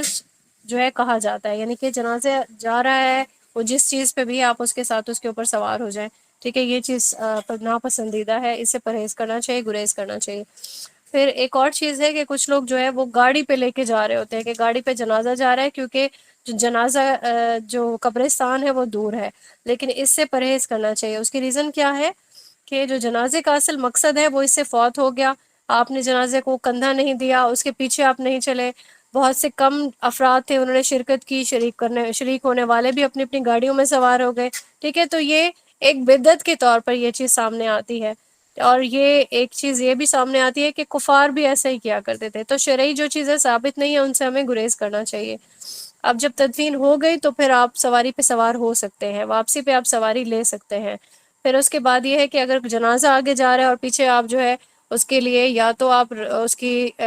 جدائی کے غم میں نوحہ خوانی کر رہے ہیں، نوحہ کر رہے ہیں، ٹھیک ہے، ماتم کر رہے ہیں، اونچی آواز میں رو رہے ہیں، وہ بھی بری بات ہے. یا آپ اس کی ہلاکت کے لیے بد دعائیں کر رہے ہیں، گریبان پھاڑ رہے ہیں، وہ بھی بری بات ہے. بخاری کی 1294 حدیث ہے، اس سے یہ چیز آپ کو جو ہے ملے گی انشاءاللہ. اب اگر جنازہ آپ نے رکھا، اگر بیٹھنا چاہتے ہیں تو بیٹھ سکتے ہیں. جنازے کے ساتھ کچھ لوگ اونچی اونچی آواز میں سورہ بقرہ اور یہ چیزیں جو ہے پڑھنے لگتے ہیں، تو یہ چیز جو ہے یہ بدعت میں آتی ہے. اگر کوئی روایت ایسی ہے تو وہ بہت ہی کمزور روایت ملتی ہے. ٹھیک ہو گیا. اب جو پہلا یہ ہوتا تھا کہ جنازے کو دیکھ کے سب کھڑے ہو جاتے تھے، تو بعد میں یہ جو جنازے کو دیکھ کے کھڑے ہونے کا حکم ہے یہ منسوخ ہو گیا. ابو داؤد کی حدیث ہے 3174، بیٹھا جا سکتا ہے. پھر خواتین کے لیے ایک حکم تھا کہ ان کو منع کیا گیا تھا خواتین جنازے کے ساتھ نہیں جائیں، ٹھیک ہے، لیکن اس حکم میں کوئی پختگی نہیں تھی. اس کو حدیث ہے بخاری کی 1278، اس میں ایکسپلین کیا گیا ہے. اور پھر جو بھی میت کو اٹھائے گا، یعنی کہ جو کندھا دینے والا انسان ہے، وہ وضو کرے گا. یہ ایک مستحب عمل ہے. ابو داؤد کی 3161 حدیث ہے، اس میں ہمیں یہ چیز ملتی ہے. اب جو نماز جنازہ ہے اس کو دیکھ لیتے ہیں کہ نماز جنازہ پڑھنا واجب ہے. جو بھی مومن ہوگا یعنی کہ مسلمان جو بھی ہوگا اس کا نماز جنازہ پڑھا جائے گا. اب یہ ہے کہ کوئی بھی مقروض ہوتا تو رسول اللہ صلی اللہ علیہ وآلہ وسلم اس کا جنازہ پڑھنے سے گریز کرتے تھے. ٹھیک ہے، یہ قرض اتنا خطرناک ایک معاملہ ہے. اللہ تعالیٰ سے دعا ہے کہ ہم سب کو اس سے محفوظ رکھیں، دور رکھیں، ہمارے لیے اپنے پاس سے وسیع رزق ہم سب کو عنایت فرمائیں کہ نوبت نہیں آئے. بخاری کی 5371 حدیث ہے. پھر اس کے بعد ہے نماز جنازہ کا ثواب جو ہے یہ بخاری کی 1325 حدیث میں ملتی ہے. ٹھیک ہے، اس کا ثواب جو ہے وہ کتنا ہے؟ 1 قرات کے برابر نماز جنازہ کا جو ہے ثواب ہے. اور پھر دفن تک یعنی کہ ابھی تک تدفین نہیں ہوئی اور آپ ساتھ رہ رہے ہیں، 2 قرات تک ثواب بڑھ جائے گا. اور پھر ہر قرات جو ہے وہ جبل احد کی مانند ہے، مطلب اس قدر ثواب ہے اس کا. یہ کوئی ایسے ہی نہ سمجھ لے کہ میں نے اپنا اتنا زیادہ میرا ٹائم قیمتی ہے اور میں جو ہے اس میں میرا ٹائم ویسٹ ہو رہا ہے. آپ اس کے ثواب کو دیکھیں اور جو ہے پوری طریقے سے جب تک تدفین نہیں ہو جاتی میت کی آپ ساتھ رہیں اور پھر آپ اس کے ثواب کا جو ہے اندازہ کریں. پھر نماز جنازہ کھلی جگہ پر پڑھنی چاہیے، ٹھیک ہے، لیکن مسجد میں بھی پڑھی جا سکتی ہے. 2 حدیث ہے ہمارے سامنے، 1245 اور صحیح مسلم کی 2252 حدیث ہے. ٹھیک ہے، اب یہاں پہ دیکھیں کہ مسجد حرام میں بھی آل دا ٹائم جنازے آتے رہتے ہیں، تو مساجد میں بھی پڑھے جا سکتے ہیں، کھلی جگہ پر بھی پڑھا جا سکتا ہے. اوور آل اس پہ کوئی پابندی نہیں ہے. اور پھر اس کے بعد ہے کہ خواتین کی جو نماز جنازہ ہے، ٹھیک ہے، تو خواتین شریک ہو سکتی ہیں. ابھی جیسے میں نے مسجد حرام کی بات کی تو وہاں پہ نماز جنازہ خواتین پڑھتی ہیں، ایون بعض جماعت جب ہو رہی ہوتی ہے. پھر اس کے بعد ہے کہ اس میں کیا اذان یا اقامت ہے، تو نماز جنازہ سے پہلے نہ اذان دینا ثابت ہے نہ ہی اس میں اقامت ثابت ہے. پھر اس کے بعد آتا ہے کہ اس میں جو ہے جماعت کے ساتھ نماز جنازہ پڑھی جا سکتی ہے. تو جس طرح سے باقی جماعت کے ساتھ نمازیں ہوتی ہیں بالکل اسی طرح سے جنازہ کی جو نماز ہے وہ بھی جماعت کے ساتھ پڑھی جا سکتی ہے. اس کے لیے 3 لوگ ہوں تو بھی جماعت ہو جائے گی، ٹھیک ہے، اور اس سے زیادہ ہوں گے تو بھی obviously ہو جائے گی. اب یہاں پہ جو ہے یہ حدیث آپ کے ساتھ شیئر کریں گے انشاءاللہ. 3194 ہے ابو داؤد کی، کہ امام جو ہے وہ مرد کے سر کے برابر کھڑا ہوگا جب وہ اس کا جنازہ پڑا ہوگا، عورت کے درمیان میں کھڑا ہوگا. تو یہ ڈفرنس آ جاتا ہے یہاں پہ. پھر اس کے بعد یہ کیونکہ حدیث سے ثابت ہے تو اس کو فالو کرنا بھی جو ہے وہ ضروری ہے. پھر اس کے بعد تک اس کا طریقہ کار ہمیں جن حدیث سے ملتا ہے وہ آپ کے ساتھ شیئر ہوں گی. امام جو ہے اب یہ 4 جو ہے تکبیرات یہ بھی ثابت ہے، 5 تکبیرات بھی ثابت ہیں، ٹھیک ہے، 4 تکبیریں بھی پڑھ سکتا ہے امام، 5 بھی پڑھ سکتا ہے. صحیح مسلم سے 2211 حدیث ہے، یہ شیئر ہوگی آپ کے پاس. اور پھر اس کے بعد جو ہے اس میں بخاری کی 1335 میں یہ بتا دیا گیا کہ پہلی تکبیر کے بعد سورہ فاتحہ کی قرات واجب ہے. پھر اس کے بعد جو ہے کسی سورت کی قرات جو ہے افضل ہے. دوسری تکبیر کے بعد درود ابراہیمی، اور تیسری تکبیر کے بعد دعائیں، اور چوتھی تکبیر کے بعد سلام پھیر دیا جائے گا. اچھا، ایک اور چیز ہے جس کا اختلاف میں نے دیکھا ہے کہ جیسے سلام پھیرا تو ایک طرف سلام پھیر لیا، ٹھیک ہے، کچھ لوگ کہتے ہیں کہ دونوں طرف پھیرنا جو ہے وہ واجب ہے. ایک بار پھیرنا بھی کافی ہے. لیکن دونوں جانب بھی پھیر سکتے ہیں، اس پہ بھی کوئی ریسٹرکشن نہیں ہے۔ ابھی جب ہم وہاں پہ مسجد حرام میں جب یہ جنازہ کی نماز ہوتی تھی تو ایک ہی جانب پہ سلام پھیرا کرتے تھے، ٹھیک ہے، یعنی کہ یہ آپ کو جو عرب میں جو چیز ایک پریکٹیکلی میں نے ساری دیکھی ہے، آبزرو کی ہے اور خود بھی کی ہے، وہ چیز میں آپ کے ساتھ شیئر کر رہی ہوں۔ پھر اس کے بعد یہ ہے کہ رفع الیدین، ٹھیک ہے، وہ بھی مسنون ہے، تو یہاں پہ آپ نے چاروں تکبیروں میں رفع الیدین کرنی ہے، ٹھیک ہے۔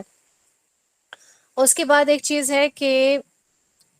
اگر جنازے زیادہ اکٹھے ہو جائیں تو پھر کیسے ہوگا؟ تو پھر جو ہے جس طرح سے ایک ہی نماز پڑھی جائے گی اور جتنے بھی جنازے ہیں ان کو اس کے ایکول جو ہے رکھا جائے گا، یعنی کہ مردوں کو امام کے قریب اور عورتوں کو قبلے کے قریب کروا کے یہ کیا جا سکتا ہے۔ اب یہ جو عمل ہے یہ سیدنا ابن عمر سے ثابت ہے، اور اب آپ دیکھیں کہ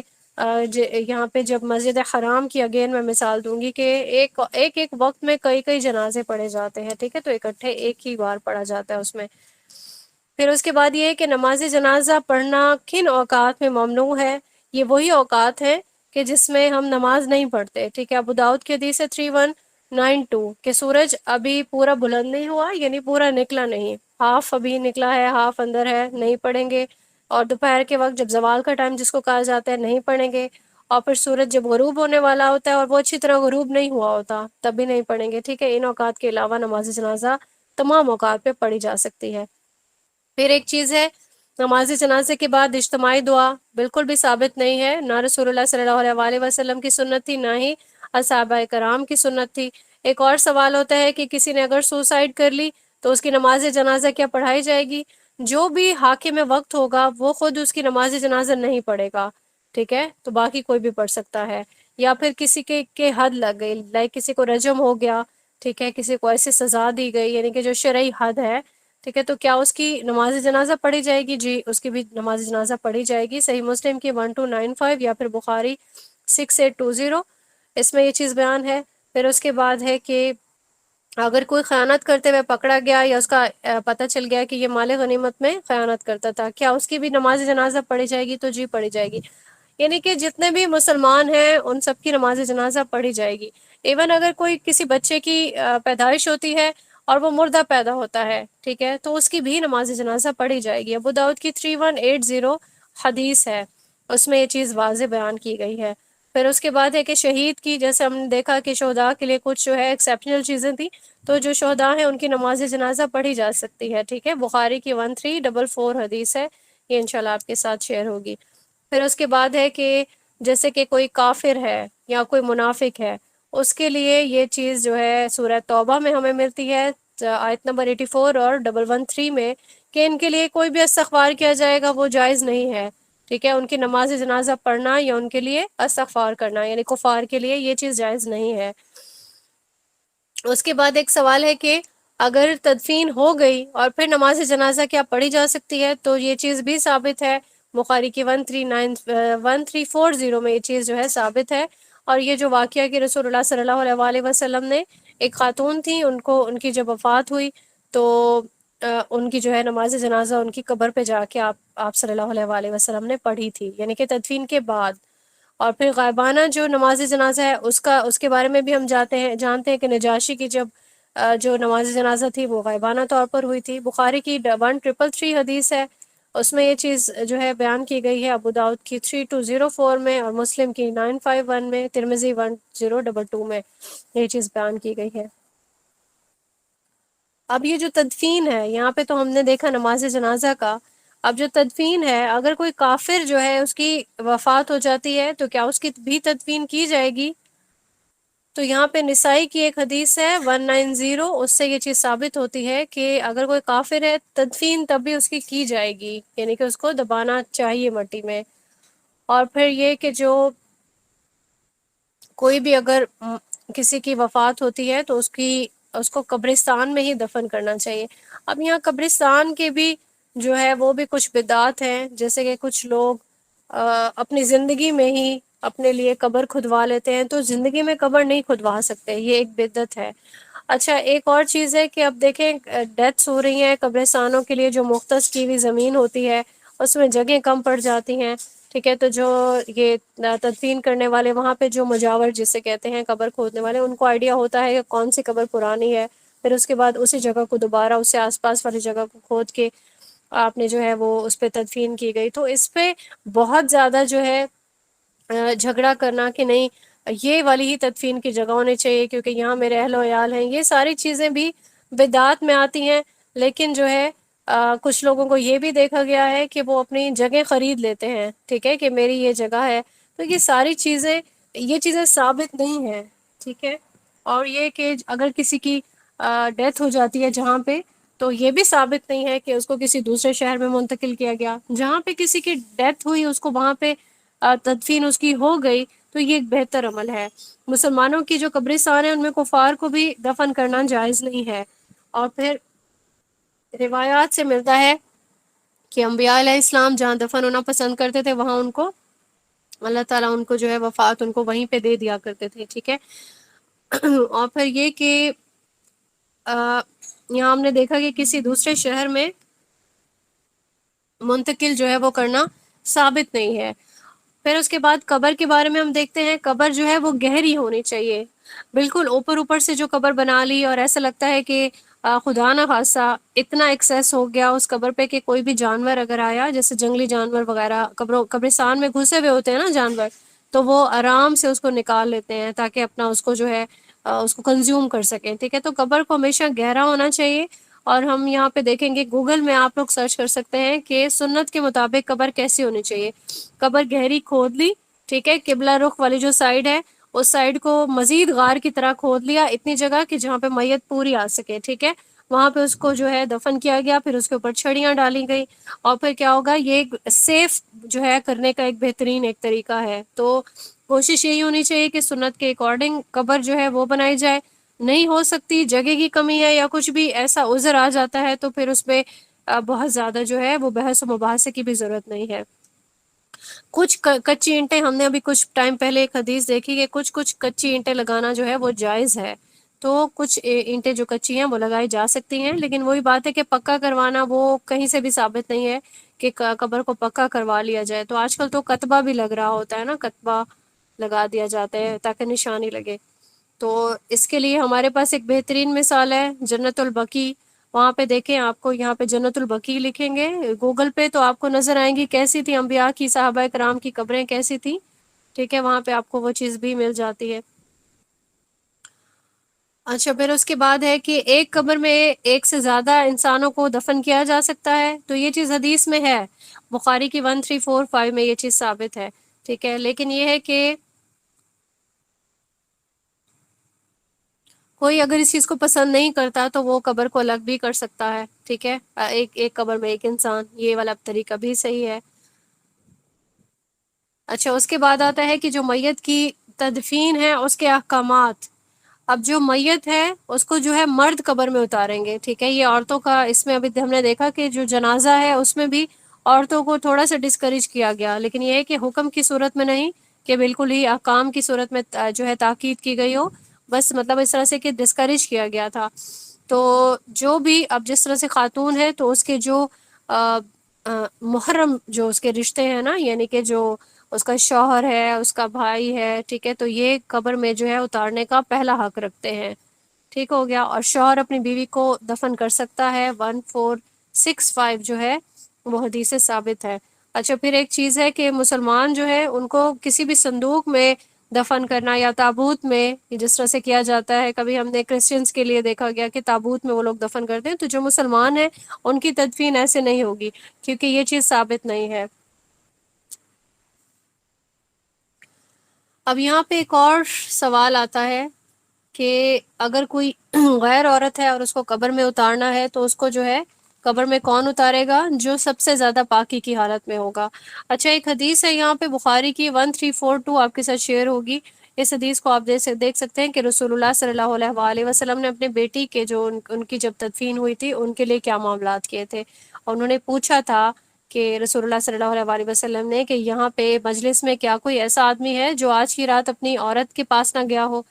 ٹھیک ہے. تو اس پہ ابو طلحہ رضی اللہ تعالیٰ عنہ جو ہے انہوں نے بتایا کہ میں حاضر ہوں. تو ان کو حکم دیا کہ تم قبر میں اتر جاؤ. وہ اترے اور میت کو جو ہے دفن کیا. اب یہاں پہ اس چیز کو یہاں پہ دلیل نہیں بنایا جا سکتا کہ قبر میں اتارنے والا جو ہے وہ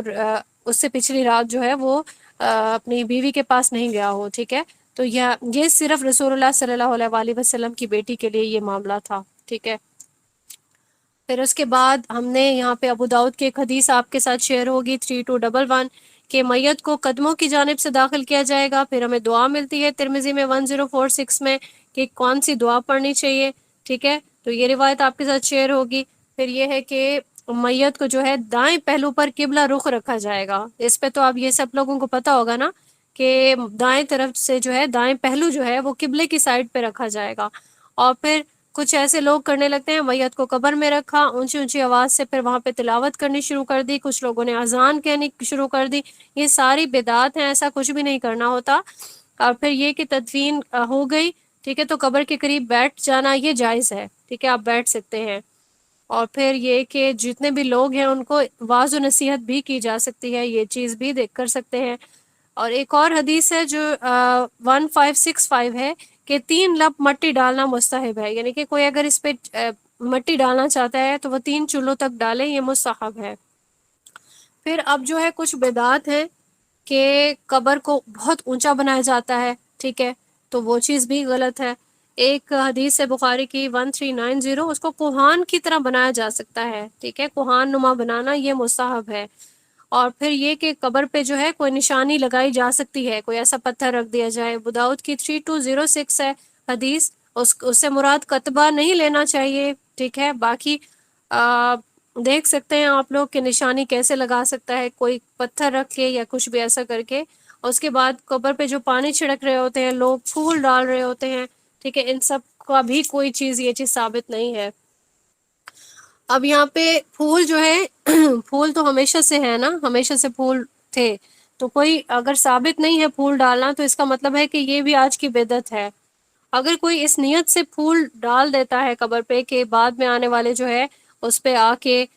جو ہے قبر کے پاس جا سکیں اور پہچان سکیں کہ یہ جو آج یا کل یا پہلے اس سے 2-3 دن پہلے جس کی تدفین ہوئی تھی، تو یہ جو نیت کا ثواب ہے، مطلب نیت جو ہے اس کے اکارڈنگ اللہ تعالیٰ اس کو اس کا اجر انسان کو دیتے ہیں نا،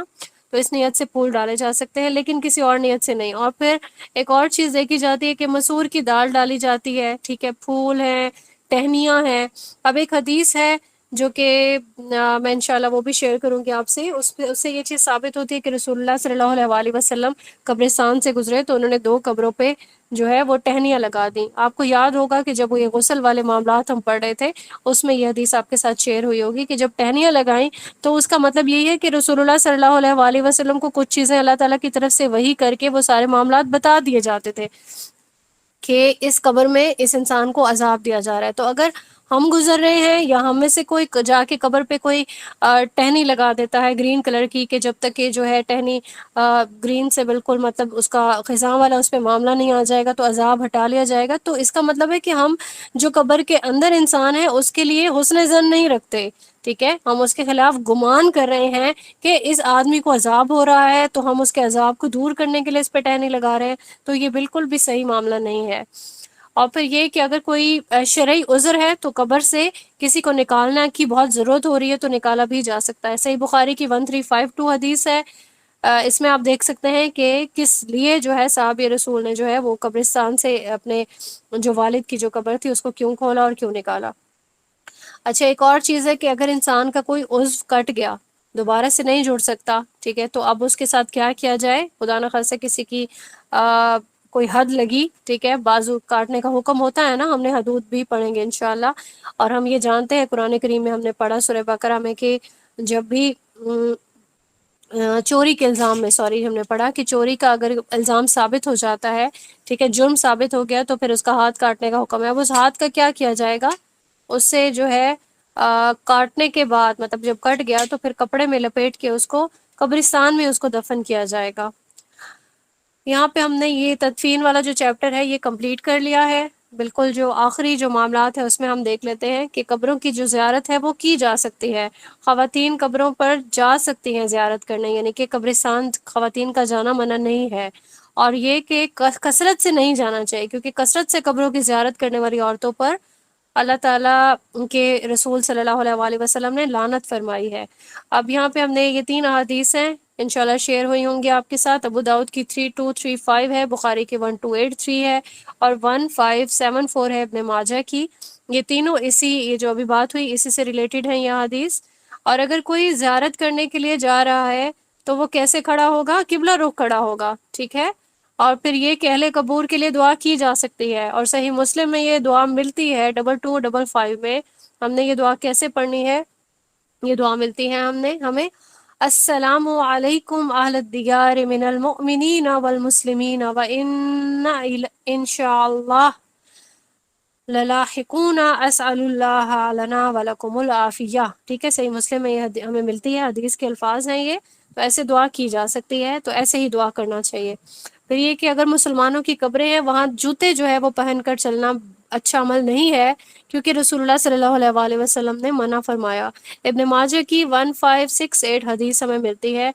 پھر قبر پہ کھڑے ہو کے جو تلاوت کرنا ہے یہ چیز ثابت نہیں ہے، اس لیے نہیں کرنی چاہیے. لیکن آپ جو بھی جس کا جو مرنے والا ہے اس کے لیے ویسے ہی دعا کر سکتے ہیں، مغفرت کی دعا کر سکتے ہیں.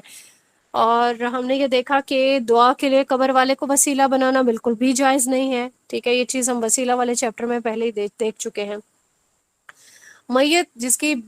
کی بھی ڈیتھ ہوئی، ٹھیک ہے، اس کو نفع دینے والے میت کو اعمال کون کون سے ہوں گے وہ ہم نے پہلے بھی پڑھے تھے. ایک نظر دیکھ لیتے ہیں کہ میت کے لیے دعا کرنا، مومن کے لیے دعا کرتا ہے، ٹھیک ہے. مسلمان کے لیے یہ ایک اس کا حق بھی ہے کہ اس کے لیے دعا کی جائے. میت کی طرف سے اگر کوئی اس کا قرض ہے ادا کرنا، یہ ثواب کا باعث بنے گا، اس کے لیے بھی آسانی ہو جائے گی، مرنے والے کے لیے بھی. اگر وہ کچھ روزے نہیں رکھ سکا تو اس کی طرف سے روزے قضا کرنے چاہیے. حج نہیں کر سکا، استطاعت نہیں تھی، تو بچوں کی جو ذمہ داری ہے وہ یہ ہے کہ ان کی طرف سے حج بدل کریں، یا وہ کسی کو کہہ گیا ہو انسان، یا پھر اس نے اتنا مال چھوڑا ہو اس کے مال میں سے بھی حج بدل کیا جا سکتا ہے. میت کی طرف سے صدقہ کیا جا سکتا ہے. میت کی صالح اولاد کے نیک اعمال جو وہ کرے گا وہ میت کو اس کا ثواب ملے گا. صدقہ جاریہ والے کام اس کی طرف سے کیے جا سکتے ہیں، ٹھیک ہے. تو یعنی کہ مساجد کی تعمیر میں، یا پھر قرآن کریم کسی کو آپ دیتے ہو پڑھنے کے لیے یا پڑھاتے ہو اور اس کا ثواب دینا چاہتے ہیں، ٹھیک ہے. یہ صدقہ جاریہ والے کام، پانی کا کوئی ایسی کولر لگا دیا، ٹھیک ہے، مسافروں کے لیے، مسافر خانہ میں کچھ ایسا کوئی کام کروا لے، یہ سارے وہ کام ہیں جو صدقہ جاریہ ہیں. چیریٹیز میں جو کام کیے جاتے ہیں، صحیح ہو گیا. تو یہ سارے صدقہ جاریہ کے کام ہیں، بعد میں بھی کیے جا سکتے ہیں، زندگی میں بھی کرنا بہت بہتر ہوتا ہے. اور جو تعزیت ہے، کسی کی ڈیتھ ہو گئی، کچھ عرصہ گزر بھی گیا تو بھی تعزیت کرنا جو ہے یہ ایک اچھا عمل ہے. سنن نسائی ہے 2090. اور پھر تعزیت کے آداب جو ہیں وہ ہمیں بخاری میں 1284 میں ملتے ہیں. اور پھر یہ دعا مانگنی، ٹھیک ہے. انسان نے جانا ہے اس دنیا سے تو دعا کیا مانگنی چاہیے کہ جو اللہ تعالیٰ لے وہ بھی اس کا ہے، جو دے وہ بھی اس کا ہے. اس کے ہاں ہر چیز کا ایک مقرر وقت ہے، اس لیے انہیں چاہیے کہ صبر کریں اور اللہ تعالیٰ سے ثواب کی امید رکھیں. جب بھی تعزیت کرنے کے لیے جائیں تو دعاؤں کی تلقین کریں. انا للہ و انا الیہ راجعون جو ہے یہ پڑھنا چاہیے، پڑھانا بھی چاہیے گھر والوں کو. اور پھر وہی بات کہ پھر زور زور سے رونا، اور جیسے ہی کوئی تعزیت کے لیے آتا ہے تو کیا کرتے ہیں الو یار، اس کی جو جانے والے کی جو ایسی چیزیں بیان کر لیتے ہیں کہ بالکل امید نہیں تھی کہ یہ چلا جائے گا دنیا سے. بھائی کیوں امید نہیں تھی؟ اس نے جانا تھا، اس نے کسی وقت بھی جانا تھا، اللہ تعالیٰ نے اس کا وقت مقرر کر رکھا تھا، ٹھیک ہے. تو ہمیں امید کیوں نہیں ہوتی ہے؟ اس کے لیے مینٹلی پریپیئر کرنا بہت ضروری ہے خود کو، ٹھیک ہے. اور یہ آلدو ٹف کام ہے لیکن مینٹلی پریپیئر کرنا ہے ہم سب کو. اور پھر کیا کہتے ہیں، اس کے سر میں درد ہوا، یہی اس کی جان لے گیا، ٹھیک ہے. یا پھر کوئی بیماری تھی اور پھر وہ بیماری جان لے گئی اس کی، یا اس ڈاکٹر نے مس ٹریٹ کیا، ڈاکٹر کے مس ٹریٹ کرنے کی وجہ سے اس کی ڈیتھ ہو گئی، ٹھیک ہے. یا پھر اس نے گھر والوں نے سٹریس دیا، سٹریس لیتے لیتے وہ یہ اس حال کو جا پہنچا. خاص طور پر جب کسی کی ساس کی ڈیتھ ہوتی ہے تو بہوؤں کو کہا جاتا ہے انہوں نے تکلیفیں اتنی دیں کہ جو ہے اس کی ڈیتھ ہو گئی. یا کسی کی بہو کی ڈیتھ ہو گئی تو ساس بڑی ظالم تھی، تکلیفیں دیتی تھی، تو سٹریس لے کے اس کی ڈیتھ ہو گئی. نہیں، اللہ تعالیٰ نے اس کا وقت لکھا ہوا تھا، اس نے جانا تھا. یہ ساری چیزیں اس کی وجوہات نہیں بنی ہیں، ٹھیک ہے. یہ ساری چیزیں آپ کی لائف کا ایک حصہ ہیں. اچھا، ایک پھر یہ چیز ہے کہ میت کے گھر میں جو ہے وہ کھانوں کی تیاری کے معاملے میں جو ہے کافی زیادہ چیزیں ہیں، بدعات ہیں. گھر میں 3 دن 4 دن چولہا نہیں جلے گا، ٹھیک ہے. تو یہ چیزیں بدعات ہیں. اگر ان کو بھوک لگی ہے، گھر میں بچے بھوکے ہیں تو کھانا کہاں سے آئے گا؟ آپ باہر کا ویٹ کرتے رہیں گے. ہاں یہ چیز ہے کہ ابو داؤد کی حدیث ہے 3132، میت کے گھر والوں کے لیے کھانا بھیجنا مسنون ہے، کیونکہ وہ اپنے کھانے کا خود سے خیال نہیں رکھ سکتے، تو کوئی اگر بھیجتا ہے تو یہ ایک اچھا عمل ہے، سنت سے ثابت ہے۔ پھر اس کے بعد یہ ہے کہ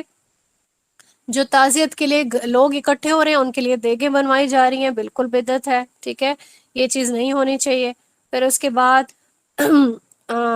ایک یہ کہ میت کے جو گھر والے تعزیت کے لیے مطلب آ رہے ہیں تو جمعرات وغیرہ ہو رہی ہے، یہ ساری چیز پہلے بیان ہو گئی، ان کے لیے کھانے بن رہے ہیں، طرح طرح کے پکوان، ایون افورڈیبلٹی میں نہیں آ رہا ہوتا۔ اور یہاں پہ بدعت میں یہ ہے کہ 7 کھانے نہیں بنوائے تو اس کا مطلب ہے کہ میت سے آپ کو پیار نہیں تھا۔ 7 طرح کے، 7 رنگ کے یا 7 ذائقوں کے کھانے بننے چاہیے، میٹھے میں کچھ ہونا چاہیے، فروٹس ہیں، اب وہ فروٹس کوئی کھا نہیں رہا ہوتا، گل رہے ہوتے ہیں، سڑ رہے ہوتے ہیں، لیکن وہ کیونکہ قاری صاحب نے کہا ہوتا ہے کہ جو ہے اس پہ وہ پڑھی جائے گی، کوئی دعا پڑھی جائے گی، اور پھر اس کا جو ٹیسٹ ہے وہ بھی میت کو پہنچے گا، میت کو پتہ چلے گا۔ تو یہ ساری چیزیں بدعت ہیں، اس سے آپ نے دوسروں کی جو روزی کے دروازے کھولے ہوئے ہیں، ٹھیک ہے، یہ غلط طریقوں کی روزی ہے جو انہوں نے اپنے طریقے اپنائے ہوئے ہیں نا لوگوں نے۔ پھر اس کے بعد قرآن خوانی، قرآن اس نے زندگی میں جو پڑھا ہے اس کے کام وہی آئے گا، پیچھے والی قرآن خوانی کام نہیں آئے گی اس کے، ٹھیک ہے۔ اللہ تعالی ہم سبھی کو قرآن و سنت کا صحیح فہم، صحیح علم جو ہے وہ سیکھنے کی، اس پہ عمل کرنے کی توفیق عنایت فرمائے، اور ہمیں ہر وہ عمل کرنے کی توفیق عنایت فرمائے جو رسول اللہ صلی اللہ علیہ وآلہ وسلم سے ثابت ہو، اللہ تعالیٰ کے حکم ہو وہ، ٹھیک ہے۔ تو اس پہ ہمارا لیکچر انشاءاللہ کمپلیٹ ہوتا ہے۔ وآخر دعوانا ان الحمد للہ رب العالمین۔ سبحانک اللہم وبحمدک، اشہد ان لا الہ الا انت، استغفرک واتوب الیک۔